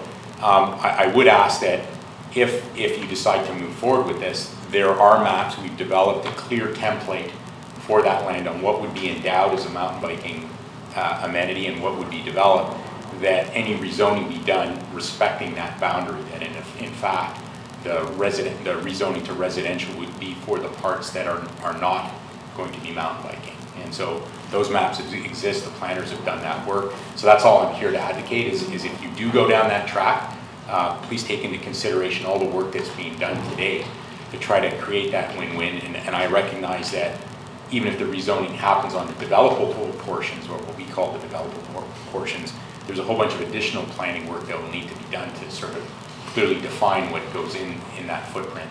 And I don't know how much of that's being done, but certainly the mountain bike template has been set forth. So that exists today. That's really all I wanted to say. Great, thank you very much. Thank you. Matt? I did want to correct myself. You were correct. There is a portion of in Yeah. the policy language. At the 22,500, Yeah. but not at the 34,000. Yeah. Yeah. Apologies. Brent? Can I just add one more comment? Just reinforcing that when we're talking about 400 acres, there's a very small part of that is actually would be developed. The mountain biking component would be dedicated and taken away from those lands and would become a mountain bike reserve that would be reinforcing the trail system that's already in place, but currently sitting on private lands, which is a liability issue to the current owner. So it is a pretty significant amenity when you think of how important mountain biking is to Squamish. And don't mean to try and turn it into a big sales pitch, but it is something that's I think of great value to this community. So just cognizant that if a motion is made here, if it's I'm just trying to understand the best process forward. Is it just bring this back to council when we have full council at a council meeting? Maybe I'll go to Linda. No, good. Linda, go ahead. We'll send it to Linda. Thank you If very Linda much. doesn't cover it, I'll come back to you. Yeah, I might have to defer to the experts, but at this point, I believe what staff are looking for is there any additional information or feedback that council would like staff to include, but ultimately it would come back when full council's here. I'd like to understand what portion means. I appreciate through the rezoning process, some lands would come back to the district. But we're talking about the extent of our infrastructure build, so I'd like to understand what a portion of the 400 acres would be in terms of developability. I know we have some rules about not above 200 feet and some other things. So I'd like to understand that a little bit better in the context of the conversation. I'm confused by the process. So other times in committee, we've chosen not to take developments forward. We've just left it at committee. That's happened at Community Development Committee, so I'm confused. If the direction is not to proceed. You'd have to put a motion forward, not to proceed. That motion would come to council as not to proceed. You know, we had another example near the beginning of our term where there was this teeny tiny house in the Wilson Crescent neighborhood. And we said to staff, there's no point spending time on it, and it didn't go anywhere from there. So I'm just confused. Why go through the process? If I may, sometimes when the development proposal is not positively received at committee, applicants choose not to proceed with it. But if the applicants choose to proceed with it, then we have to bring it to a regular meeting and council has to make then a formal decision. Did you have anything more to add, Linda, or? No, Mayor Heinzman, just for clarity, that the formal decision is based on first reading of the bylaw. And if the applicant wants it to come forward, then that's the stage. Staff and council can't stop that until Council, not committee, could make a recommended motion that it not proceed, correct? At council, it could At not council, give, not at committee. it could not give first reading. That's the point. It would have to defeat First reading. Have to defeat. If I could Yeah. add one piece of clarity, I think the intention here is that often applications come forward and are improved over the application process by input from council. Mm-hmm. So we have a particular application. There may be elements of this application that say it's a little bit down the line and includes more information that talks about the mountain biking and you know there may be an application that council might support. So by bringing it to you at this point, we have the opportunity perhaps there, if council had input that said, this application isn't what we would support, but we might consider if these other elements were addressed, this may inform the applicant on how they might want to change that application. So this is one opportunity where information might be provided to the applicant about the application. Yeah, although this isn't a typical application, this You're is an right. application to be pulled out of the growth management to be able to submit a real application. That's right. Councillor Scott. I'd like to understand the benefits to the community and the peak portions of land that are actually being developed and how close it is to our infrastructure and the infrastructure implications to the community as well. Thanks.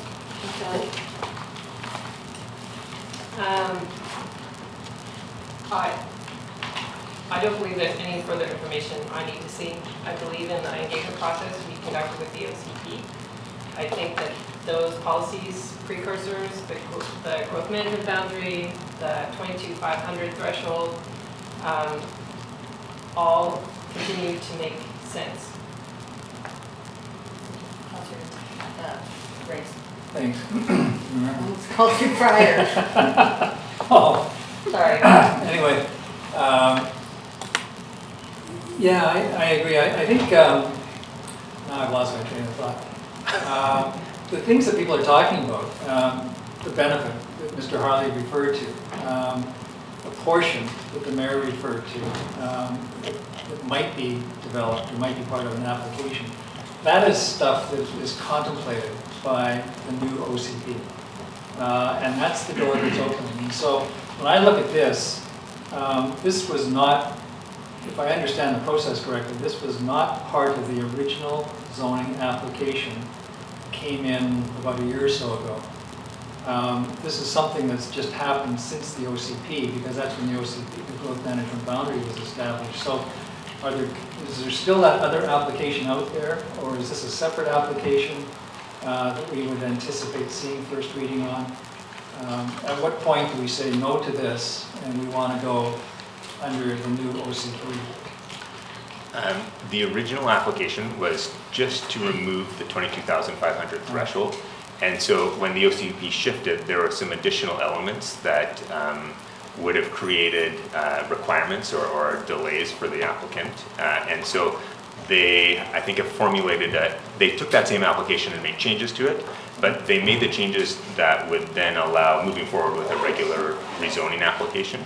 And so that's what's been presented, is the original application, but it's been changed to meet the new OCP policy. If I may, so then that's the application that if the applicant decides to proceed with in light of the comments today, that's the one we would deal with at first reading. That's right. Which has now been amended to have growth management boundary issues. That's right. Yeah. So you don't need a motion from us. It'll come back to council for a decision on the growth management boundary. If they proceed. If they proceed. Yeah. Okay. Thank you. Thank you. Motion to terminate. Moved by Doug, seconded by Karen. All those in favor? Opposed, if any?